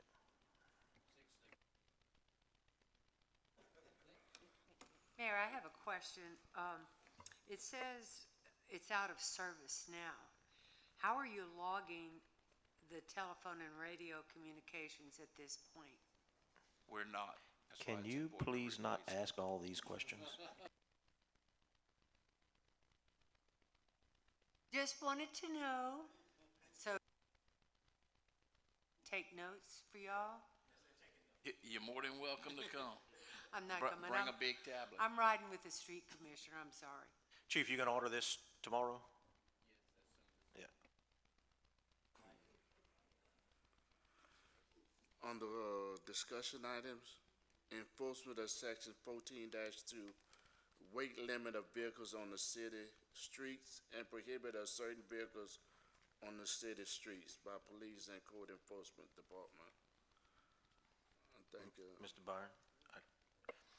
I spoke with Brad about this, and he's just wanting to make sure that we're enforcing this. This is kind of like the blight court. We are it's something new, and we're working through who's responsible for what, who's going to file paperwork, who's going to do this and that. We are working on, in code enforcement, we are working on a notice, a sign of sorts that we can place on these trucks that that are there. What I want to try to do is, because most of the time you find them either at night, over the weekend, and there's no driver there. They obviously park them and walk home or drive home, whatever. I'd like to put a notification on that truck kind of like an abandoned vehicle notification. And of course, this is all something that's got to go through legal to make sure we can do this. And then the next time it's found there, then we tow it. It can't be there. You've been warned. I think we need to warn I like to give people chances. And so we're working on those notifications in code enforcement. City right-of-way is police department, and private property is code enforcement, just as an abandoned vehicle. And we still getting like some 18-wheelers going home, that they, the truck part, so, the guys are when they spot them, but we really have a lot of them that are still parking in the city, and we're trying to make it an effort to locate them and let them know, that they can no longer do it. Also, I wanted to add, some of the stuff we were looking at, and with the trash in the parks and stuff like that, we are getting some cameras up online now.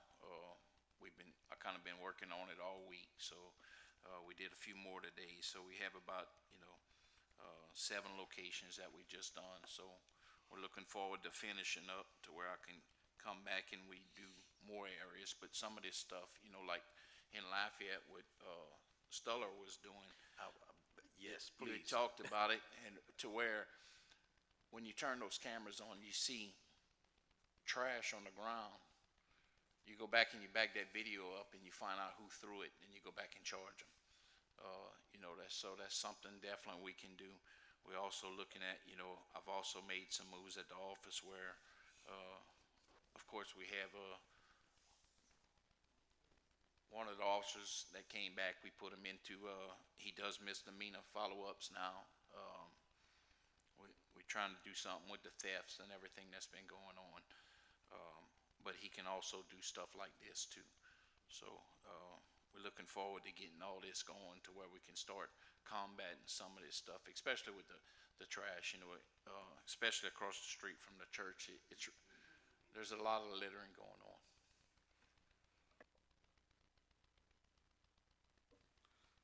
Item 2, individuals camping in restroom of the MLK Center attached pavilion and secure the overhead door to prevent entry when park is closed to the public. Yes, sir. And so, Mr. Kaur talked to me about that also, and I gave orders again, one more time, that those restrooms should be closed and locked if the Martin Luther King Center is closed and locked. We can't have a situation where we have kids, because Mr. Kaur, I think, came upon a situation where there was a kid that was, or some kids that were there, and they noticed someone camping, basically living in the restroom. And so we can't have a situation where those kids don't feel safe to go around there. So I gave that directive again, and this will be the last time. There'll be consequences if they don't lock that at night. We had charged the guy. He was warned not to come back, and he come right back anyway. I'm talking about the We ended up employees. charging him. Okay, I'm not talking about the guy camper. set up shop, I'm talking about had a employees. TV There'll be and everything in consequences. there. Like he was, he was ready. Yeah, He yeah. was ready to move in. No, he was living. He was living there. Yeah. Item 3, the following property condonment approved by the city council within the public records of the Katy Parish Clerk of Courts. And that also, so we actually have a meeting, is it Friday, Mike, I think? Thursday? Okay, we are going to gather to go over who is responsible, or who is supposed to be doing what steps. Again, this is a new system, a new process, and so we've got a couple of months under our belts, and so we want those who are involved in this process with the blight court or the administrative hearing court, so that everybody knows, you don't expect me to do something, and I didn't know I was expected to do it. So we do have a meeting this week, next week, to do that. Anyway, it's on my calendar, but we do have a meeting coming up within the next few days to visit that and make sure that everybody's on the right track. Make sure that's done. Mayor, where it says approved by the city council, how does that work into the administrative hearing court? Yeah, I don't know, it doesn't. The city council doesn't approve it anymore. I just wanted that clarified in that statement that Yeah, we don't. no, the city council doesn't approve the condemnations anymore. That goes through that administrative court. Mr. Byron, there's a lady at the microphone. Green, but yes. Hi, good evening. My name is Teresa Richard, and I live here in Crowley at 1005 East 7th Street. And I have a statement that I'd like to make to the city council this evening concerning the blight and the very thing that you're discussing this evening. I want to take you all back to about 2.5 years ago, when most of you were running for city council and for the mayor, the position, and some of your campaign promises to this community with regards to the blight that has been a huge, devastating, nasty problem here for decades. I just want to read you a few of the promises that were made. For the first 100 days that you were in office, I want you to remember that it's been 2 years. And this was promises for the first 100 days. One of the first promises was to appoint an administrative hearing judge in the first 100 days. Next one, continue working hand in hand with Citizens Against Blight to further assist their efforts. Also, hire an additional code enforcement officer to assist with enforcing litter, blight, grass, and other violations that fall under this department. Initiate a citywide rental registration program in order to hold owners accountable for the upkeep of their rental properties. Work towards the implementation of the Crowley Neighborhood Lanyap Plan in hopes of revitalizing some of our properties through various donations and volunteers. First 100 days. Assist various local programs such as the AHU properties with their attempts at revitalizing properties for affordable housing. You all told the people you are going to fix this. You told the people of Crowley that you were going to vigorously address the blight. But here we are 2 years later, and the reality is this: very little has changed. All the structures, besides 2, that were deemed dangerous are still there. Very little has changed. In November of 2023, the city tried to take action on 30 properties that were brought before this council for consideration. They were deemed dangerous and in need of repair or removal. 19 of those properties were properly noticed for the hearing, and the council condemned 16 of those properties. And for the first time in a long time, the people in this community felt like something was actually happening. And yet today, 16 months later, all but 2 of those structures are still standing. All but 2. That means 14 properties declared dangerous enough to be condemned are still standing in the same dangerous condition. And here's the part that's even more frustrating. The city attorney has billed over $10,000 for legal work related to those condemnations.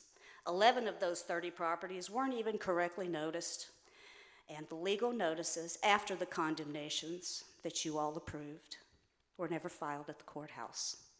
Meaning that now the entire process for all of the 14 properties that you did have condemned has to start all over again, right? New research, new notices, new courthouse filings, but still no plan in place for the tracking and completion of the condemnation process. Now let's talk about the one person in this city whose entire job it is to enforce the codes. Crowley employs a code enforcement officer who is not certified to inspect properties, not certified.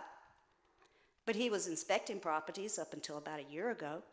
None of those properties were ever re-inspected, even though he had absolutely no certification to be inspecting anything but how tall grass is.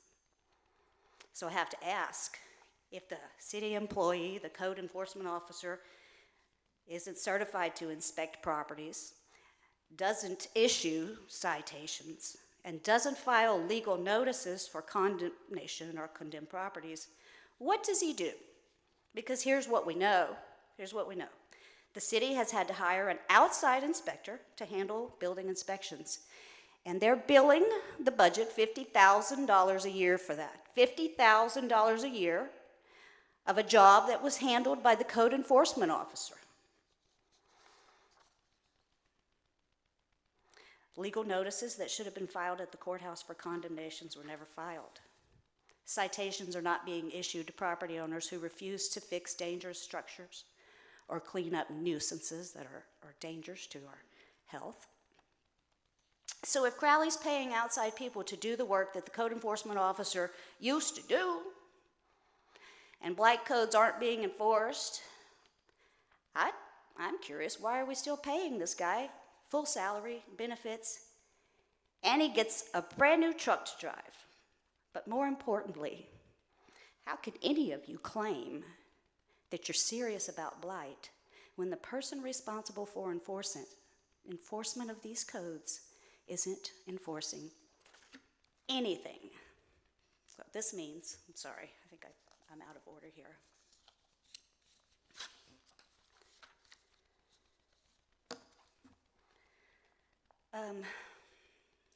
So how can Crowley claim to be serious about blight when the person responsible for enforcement isn't even enforcing the laws? I don't know. I don't know how you can claim that. I was hopeful when Crowley hired a blight officer, the blight hearing officer, that was promised to us in the first 100 days. He was hired and he started after 2 years. He hears 5 properties a month, so the 2 years that passed that we didn't have a blight officer, even though there was an ordinance that requires it by law. That would have been 120 properties that could have gone before the blight officer. That didn't go. So only 5 properties go before him each month. There's no system in place to prioritize the most dangerous structures. Decisions are based on which paperwork is completed first, not on public safety risks, and there appears to be no records available on any decisions made or any orders made in the 2 hearings that have been conducted so far, even though they're required by public record law. Not there. Don't advertise them. Just a big secret what goes on in there. I don't guess. We really need to know. So what this means is that the pace of enforcement is left to the discretion of whoever fills out the paperwork. Decisions are left to the code enforcement officer who isn't certified to do anything other than measure grass. He doesn't write citations, and the city attorney won't file the notices at the courthouse even though he's been paid tens of thousands of dollars. And if that weren't enough, after 2 years, there's still no tracking system in place for filing notices at the courthouse if and when this hearing officer takes any action on anything. Of course, we don't know because it's a secret. So here's the reality. The reality is the city has the power. The city has the power to cite and fine property owners for dangerous structures. They have the power to do that, but they don't. The city has the ability to push enforcement harder, but they don't. The city has the legal tools to speed this process up, but they won't. Those tools aren't being used, and the process has been mismanaged. Blight affects much more than property values. It affects our health and safety, our economic growth, and the future of our community. If you were a child riding your bike around Crowley, would you want to ride by any of these properties if you're a little kid? How about if you had to walk to the bus stop by 4 or 5 of these houses every day? What if you were a parent, which I'm sure many of you are, or a grandparent? Would you want to raise your children surrounded by crumbling houses full of rats and snakes and possums? This issue affects every single one of us. The impacts are greatest among those who are, I guess, the most vulnerable: little children, senior citizens, and people that are sick. So what's being done differently today to make sure Crowley follows through on its promises, because there's still no plan, and the meeting apparently is still 2 weeks away. You know, 2 years ago, the people of this city were told that you were going to fix this, and 2 years later, there's still no plan in place, no tracking system, no one enforcing ordinances. People deserve answers, so maybe tonight we can get some. People deserve to know what is different. People deserve to know what the plans are. People deserve to know what's going on in these blight hearings. And people deserve to know. We're tired of these vague answers and excuses. Thank you very much. Do you have any questions for me? Any questions for Ms. Rickshaw? I'd like to address a couple of those things. So, I guess first, and I guess most important to me, I don't see very well, so I can't tell if you're looking at me when you're talking about the city attorney billing $10,000. Oh. That ain't me. I haven't billed the city anything for anything, ever. So that's first of all. There are orders of condemnations from previous council meetings that should have been recorded that aren't recorded. That does not mean you have to start the process over. And we're in the process of getting those orders taken care of. I was told that meant the process had to be started over. Okay? That's what I was told, and then I did some legal research myself. That's incorrect. And I know that the law requires, the state law requires that these notices be filed timely. Okay. That's not correct in terms of starting over the process. Okay, the condemnation order is effective actually upon its rendition in the city council. Okay. Recordation preserves those rights against third parties. So and we discussed this at a prior meeting, if the property is sold, then yes, the condemnation proceeding would have to be started anew. Okay. But if the property hasn't been sold or ownership hasn't been transferred, the failure to record the order does not affect the validity of the order nor the city's rights to proceed under that order. Okay, well then why aren't these properties being torn down? So, why aren't they being torn down? Slow down. So it's a process, and it's also a budgetary item. So, you know, we're getting things together in an effort to get that going. Okay. The number one reason that there hasn't been more demolition, and this has been said before, and I understand this isn't a satisfactory answer to anyone, but it's just the truth. There was the potential for securing a grant that would have allowed these properties to be demoed at no expense to the city or the property owners. And look, the city isn't looking to take people's property. The city doesn't want to take people's property. The city really doesn't want to demo people's property. They want people to maintain their properties in a condition where they don't have to be demoed. But certainly if there was funds available, not only was it a good thing to pursue those funds, the city really had an obligation to pursue those funds. Sir, the city and the mayor is obligated to enforce health and safety regulations. Correct. They are not legally, right. They have no legal authority, sir, to stop and abandon or declare a moratorium on health and safety regulations and just stop doing that. Because first of all, sir, and you explained what you had to explain, and I've heard all these silly excuses before, and I'm tired of hearing excuses because the city budgeted for 3 years in a row. Okay, just settle down. So you speak for a minute. So once again, as I said, that's not a satisfactory answer, but it's a truthful answer, okay? And again, if the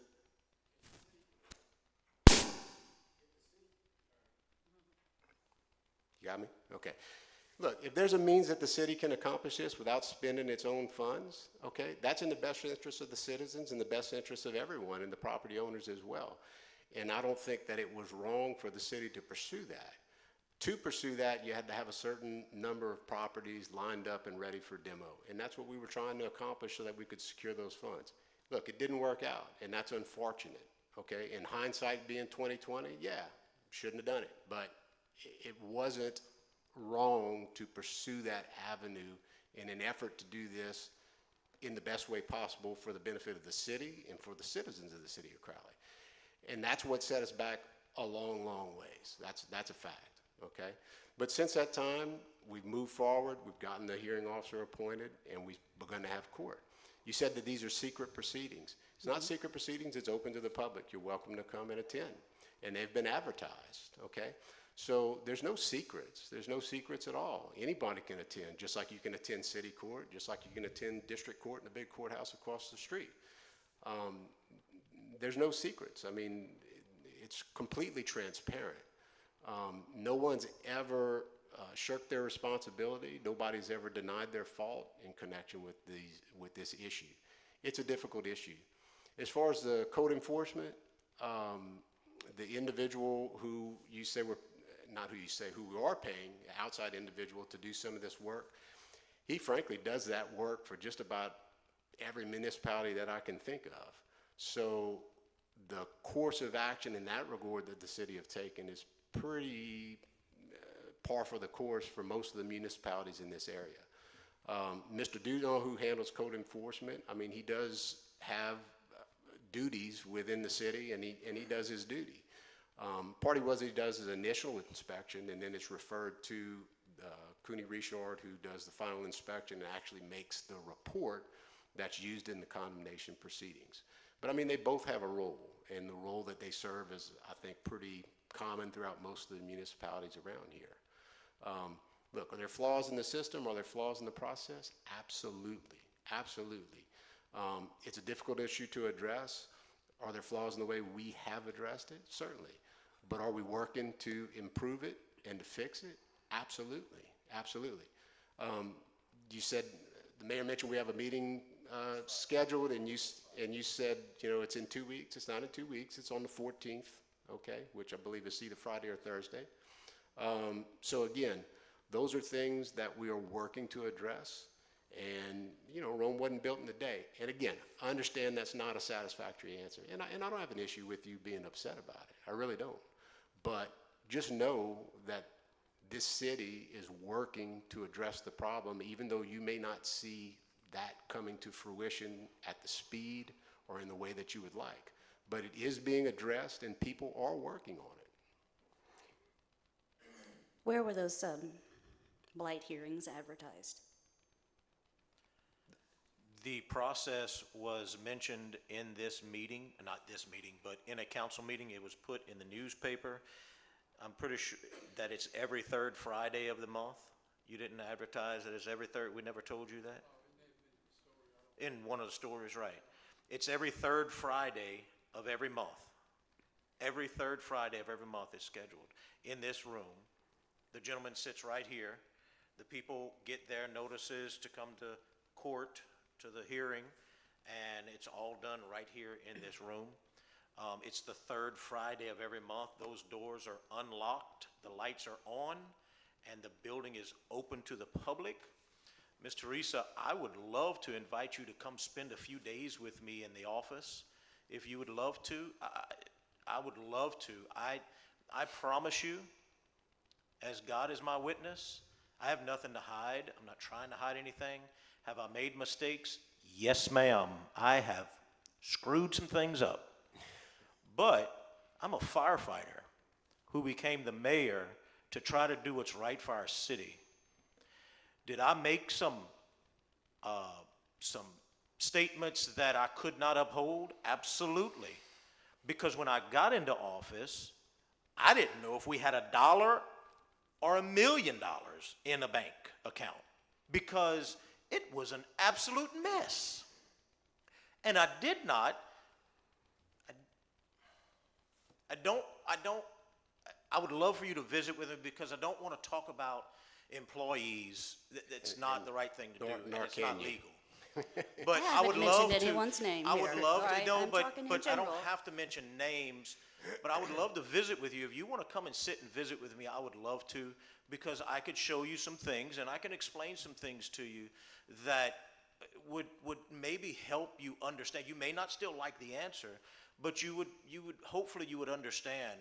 I promise you, you are welcome to come and spend any day. I've got somebody coming Friday to spend the day with me, And she's scheduled again on the 24th, the 27th, because Friday's a half a day, and I have a lunch meeting with someone on Friday. So I asked her if she would come another day, and she's gonna come and spend the whole day with me on 2 Thursdays after that.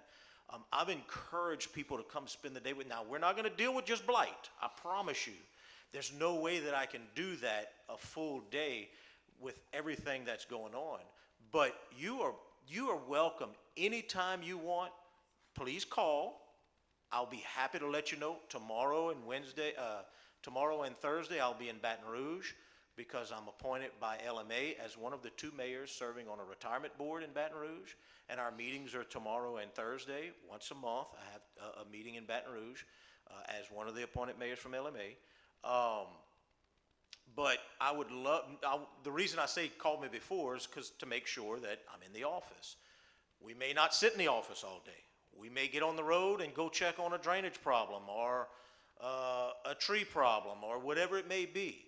But you are welcome at any time that I'm in the office or on the road in this city to come spend the day with me. We'll open books. You can play on the computer. I'm telling you, I have nothing to hide. Thank you. I will show you all that you want to see. Thank you. And I'll add one other thing to that, Ms. Richard, is, look, nobody likes getting fussed at, but I can speak for myself personally. I'm not upset that you're here, and I'm not upset that you said your piece. You know, that's the way government is. That's the way government is supposed to work. I mean, people are supposed to come and voice their concerns so that the city can address them. If people don't voice their concerns, the city can't address those concerns. So, I mean, look, Okay, well, I do have a concern, sir, that these blight hearings are not being advertised. You can't just take a duty from the city council. You know, a city council meeting that has to be advertised correctly, sir, with an agenda, et cetera, and you can't just take it and put it behind closed doors. It should be, can I finish? Well, I'm trying to help you, I'm trying to answer your question. What Yes, sir. blight meetings are you referring to? These blight hearings, hearings, whatever you call them, I guess they're, Yes, ma'am, there's a blight enforcement officer, they're hearings, right? That's an ordinance, as you stated. But that's a court, okay? So the only notice required for that is just like the same, the people have to be noticed are the litigants in the court. It's not a council meeting, so it's not a open meetings law issue. I don't agree. Okay. It's the 3rd Friday of every month, and it's in this room. I think it's 9 a.m., yeah.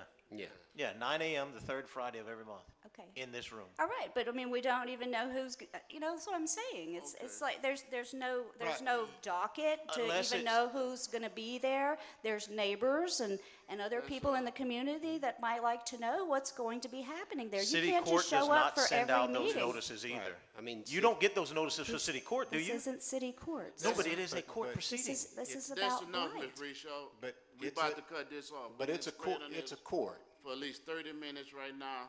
The mayor got the opportunity that you could come speak to him. Even he could have the city attorney with him to explain this further with you. We do have a blighted court that's represented every month. So there's other things and other part of the agenda we need to get to. So all you have to do is call the mayor's secretary, pick out a date and time, if the mayor's available, to come see him. Okay, thank you. Have a nice evening. Thank you very much. Thank you. There being no more for business between public safety, we recess. Thank you, Mr. Byron. Let's see. Oh, you're back at it. Public buildings, it's yours. Under public business, we had a quorum of President Wisconsin. We'd like to amend the agenda for 1 Crowley, and I need approval from every member of the board, of the council, the committee, to see if we could move the agenda, amend the agenda to have 1 Crowley speak on an area that they'd like to have recognized on. If you want to make the motion and get a second, then I make the motion that we amend the agenda. It's seconded by Mr. Leger. All in favor? you got to do roll call. Byron, Me, Jeff, Mr. Jeff, Sammy, Mr. Dick Layer? Yes. All in favor, yes. Motion carried. I think, Okay, now you have to vote on that specific motion. That vote was to amend the agenda, then yes, sir. I need to- All in favor? Make the, Dickie make the motion? Yeah. Okay. it was. Sammy second. Motions. All in favor? Nays, you have the same right? Motion carried. I think it's gonna be Ms. Kate Alamo, you the president? Ms. Kate Alamo is the president. And I lost your text, Ms. Katie, so. That's okay. I don't have a speech or anything. This isn't going to take but just a minute.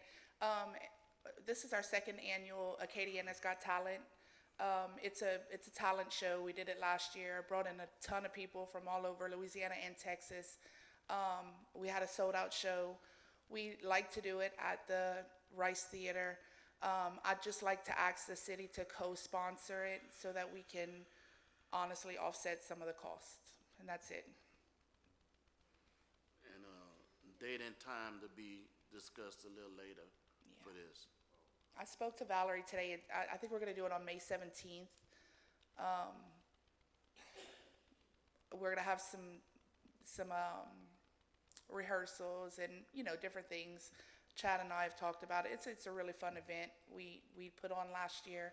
And like I said, it just brings a lot of people to the city and showcases a lot of talent from different parts of the city. Any questions? So what do you have to amend as a? Yeah, what's the co-sponsor gonna entail? The co-sponsor, normally when the city co-sponsors an actual 501c3 organization, what it does is they don't pay the rental fee, but they still pay the administrative fees.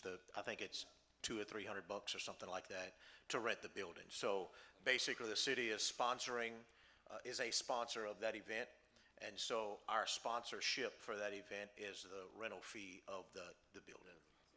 But it has to be a nonprofit organization. And we had sponsored it last year. We did not. Nope. We did pay full price last year. So what did we vote on earlier? We voted on Well, get the building? That was, yeah, if y'all want to offer a motion for that, now that y'all understand what it is, if you want to offer a motion to co-sponsor the One Crowley I'll make that. talent show. Acadiana's Got Talent. Acadiana's Got I'll Talent go ahead and make that motion. at the Rice To Theater. co-sponsor. And then It was motion by Sammy, second by Mr. Dick Lejay to co-sponsor the Acadiana Got Talent on May the 17th. All in favor? Nays, you have the same right? Motion carried. There you go. Thank you, guys. Any more further business coming before public buildings? Oh, I'm sorry. Yes, sir.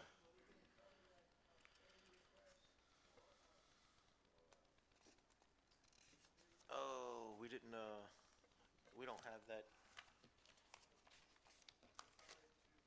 Yeah, we can bring it up full council. It's a pay request for the Yeah, pavilion right. project. So we'll bring that up at the council meeting next week. We'll have you all the information on that. There be no more further business coming before public buildings, we recess. Thank you, Mr. Byron. Let's see, insurance and personnel, Alderwoman Marks, please. Thank you, Mayor. The Insurance and Personnel Committee convenes. We have a forum, and I would like to begin with a memorandum of this committee. As chairman of the Insurance and Personnel Committee, I would like to thank the administrative assistant, Tessa Butler, for the text reminder that it is once again time to take the annual ethics training as required for elected officials. And in this document, this memorandum, the links to the Louisiana Board of Ethics are included and listed for the following sites. On the ethics training, you'll see in the report that you have before you, it gives you the link. Some of us have already taken it. The next one is on sexual harassment training, with the following link included.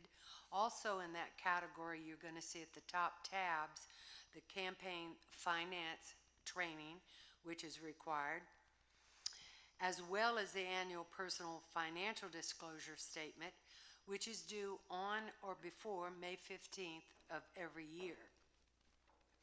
And please note, after completing your training and taking the test, download and send your certificate of completion to the HR director at the City of Crowley. At this time, a review of the City of Crowley's Policies and Procedures Manual will be ongoing in order to maintain in the highest standards of integrity and transparency in its policies and procedures, with continual reviews and refinement of its policies and procedures to ensure alignment with federal, state laws, and city ordinances and guidelines. In addition, and including the Code of Ethics, as well as keeping current with federal and state laws of being current as an equal opportunity employer. And this is respectfully submitted by myself, Dr. Sandra Marks, Ward District 2, CB, Chairman of the Insurance Personnel. The discussion item, there are no action items. The discussion item is to discuss the City of Crowley's policies and procedures, which you can find in your manual, specifically regarding behaviors of employees and elected officials and the standard of conduct. If you have any questions, you can contact any members of this committee as well as myself or the mayor, and the committee member chairperson Katie Chasson, vice chair Vice Chair Sammy Reggie, Katie Chasson, Vernon Martin, and Dickie Latchley. And I hope this helps you. And if there's any discussion, we can entertain it at this time. Yes. Madam Chair, last year cybersecurity was a mandated requirement for the annual requirement to be taken. I notice it's not on the list this year. I'll take a look into that. My question, I think. It is one of them that's on there. It, They did it this week, and cybersecurity was one of them. Yeah, you look at the different categories when you call up those links, and then you can scroll down and find that one. Once you get to the site of those items, you will look at the tabs at the top, and it'll say when to begin the test, and you have to complete each section and take the test at the end. Then they will issue your certification, your certificate. So just scroll like Councilman Chuck said, it is there. And just follow these links. If you have any questions, further questions on the links, contact our administrative assistant. And now the individuals, the council people that attended the conference in Baton Rouge, and we took the ethics training, can we get that? Well, when you go to the site, if they have recorded that you took it, it will say you've completed it. I've taken them, and they didn't put it on there. So I had to take the online, and it's easy, it's straightforward. But we did go, we did attend that, but there's no evidence of it. So unfortunately, we have to do it again. So good luck. It's easy. Thank you, Chair. Thank you. And with that, unless there's any from any other committee member, anyone? No, we've talked enough. In the committee recess. Thank you, man. Community Economic Development, Alderwoman Chasson. Thank you, Mayor. Yeah, I feel like I need to move up to the first of the agenda because I know y'all are tired of listening to all this.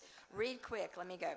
The Community and Economic Development Committee will come to order, and there is a quorum present. So quickly going through, you all have copies of my report. Going through the Tourism Director, Love the Boot, City Cleanup Day, Saturday, April 5th, beginning at 10 a.m. Volunteers are asked to meet at the Wells Fargo Building to pick up supplies. The Rice City Car Show will be Saturday, April 12th from 9 a.m. until 3. Check with the City of Crowley Facebook page for details. Crowley Main Street, A Taste of Crowley will be on Thursday, March 27th from 6 until 9 at the Grand Opera House. Tickets are available at Vanilla Bean, Home Bank in Crowley, Crowley Main Street office, or online, and their Facebook page will tell you where to find that. The Stay Golden Sip and Stroll, a Golden Girls themed spring event, formerly the Art and Wine Stroll, will be Saturday, May 3rd in downtown Crowley. Tickets can be purchased on site. So the Acadia Parish Chamber of Commerce has their quarterly breakfast this Friday, March 4th, breakfast and ballots with the Public Affairs Research Council, talking about the amendments that we will be voting on very soon.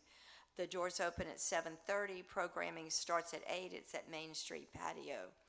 There is an insurance town hall meeting Tuesday, April 1st, it's at the LSU Ag Center at 5:30 p.m. Insurance Commissioner Tim Temple will be holding that meeting. Grand opening on Friday, April 4th at 4 p.m. at Source Chiropractic, which is located on Rice Capital Parkway. On Friday, April 11th, the Acadia Parish Chamber of Commerce Annual Golf Classic at Bayou Bend. Something that is hot off the press, because I think she just pulled this information up.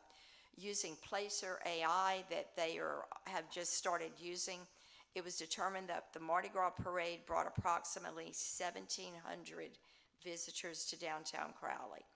Also, they were able to determine that the Mardi Gras celebration attracted approximately 1,100 visitors to the Rice Festival building. I'm not sure where they all were. Attendees traveled from over 30 miles outside of Crowley with peak activity at 6 p.m. Crowley Main Street has the physical report, so they would have additional details on that. But we're looking forward to using that in the future, to finding out where our visitors are coming from and helping our businesses to tailor their marketing and the times they're open to respond to that. For the Crowley Garden Club, we received notification from the Louisiana Federation of Garden Clubs that the Cleanest City contest will be postponed until 2026. Plans are to continue litter education and cleanup efforts in our city. West Crowley Beautification Committee. The West Crowley Beautification Gang participated in the Louisiana Love the Boot cleanup campaign by cleaning up the West Crowley area. According to Dr. Izora Proctor, they spent a lot of time cleaning out the flower beds on West Hutchison, making sure that the dead rose bushes are removed and replaced with new plants. Ongoing work there continues. They helped to promote the Unity and Education Black History program at the Crowley Rice Theater, where an outstanding crowd was in attendance. Special thanks to Mayor Chad Monso, Dr. Izora J. Proctor, and the National Association of University Women for their work with this event. There is no report from the West Crowley Historic Cultural District Committee, and we are looking at the things going on with the Crowley Alumni Chapter of Delta Sigma Theta Sorority. In honor of Women's History Month, the Crowley chapter held its community event, 2025 Women of Excellence Crimson Shoe Awards, on Saturday, March 8th. Honored at this event were Mrs. Denise Nisi-Guillory with the Economic Entrepreneurial Advocacy Award, Dr. Izora Proctor Political and Community Involvements Award, and Dr. Wanda Lamar Bellamy with the Mental and Physical Health Advocacy Award. Coming up, they have Wednesday, March 19th, beginning at 7 p.m. The chapter will host a community Zoom meeting discussion of the 4 constitutional amendments that will be on the March 29th ballot. It will be posted on the chapter's Facebook page and the Crowley Post-Signal. Guest speaker confirmation is pending for this. 3 young debutantes will be presented at the 47th Grand Cotillion Scholarship and Awards Program on Saturday, March 29th at the Grand Opera House, beginning at 6 p.m. Scholarships will be awarded. Tickets are $25 each, and the public is invited to attend. Proceeds will benefit the Crowley chapter's education program and the preservation of the Ross Library. On Tuesday, April 1st, in celebration of Women History, the community is invited to support Black women-owned businesses from 5 until 8 p.m. at the Delta Community Corporation located at 709 West 5th Street. Local female vendors will be available to showcase their product. These 3 upcoming events promote Delta Sigma Theta sorority's 5-point thrust areas, which are social action, educational development, and economic development. We know that these ladies are always busy doing good things in our community. So for action items, and Tim is going to keep me on track with this, there is a Louisiana Community Development Block Grant resolution for a grant that we're going to apply for. And so, Tim, is that this? Maybe? You can't see it. So we just need to vote to move this to the resolution to the council meeting. Is this one? Okay, hold Yeah, on. there are 2 resolutions. 2 resolutions. And being OCD, Go ahead, turn your mic on, and you're going to help me get these 2 straight. I want to take on your agenda, 1B is a resolution which adopts a citizen participation plan. Got it. This is a routine for any LCDBG application cycle. They're a program that comes about every 2 years. I want to mention that the discussion we had earlier about a grant for clearing blight, that was in place to apply when the regulations would have allowed us about a year and a half ago to have a project that wasn't yet closed out. We could still apply for the blight grant. That was the rule.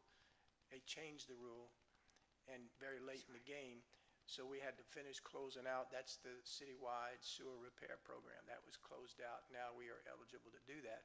So what we will see is the city is likely, after the public hearing, to apply for 2 grants.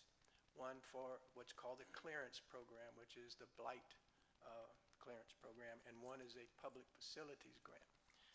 So to do what needs to be done to be in position to apply, you first need to adopt a citizens participation plan, and that should be attached to your packets, several pages. This is a boilerplate citizens participation plan, part of which is a requirement to have a public hearing, which we'll get to in a minute. But if there are any questions about the plan itself, you can contact me. The public hearing after the resolution will be scheduled in the near future. So first things first is the resolution to adopt a citizens participation plan. I so move that we adopt that resolution. Second by Sammy Reggie. All those in favor, say aye. Any opposed? Okay, so That we'll was go forward 1B, with and that. then 1A is now a resolution calling for a public hearing, which is in accordance with the plan. And that's the second resolution that you have in your packet. Okay, so I so move that we adopt that resolution as well. Second by Sammy Reggie. Is there any discussion?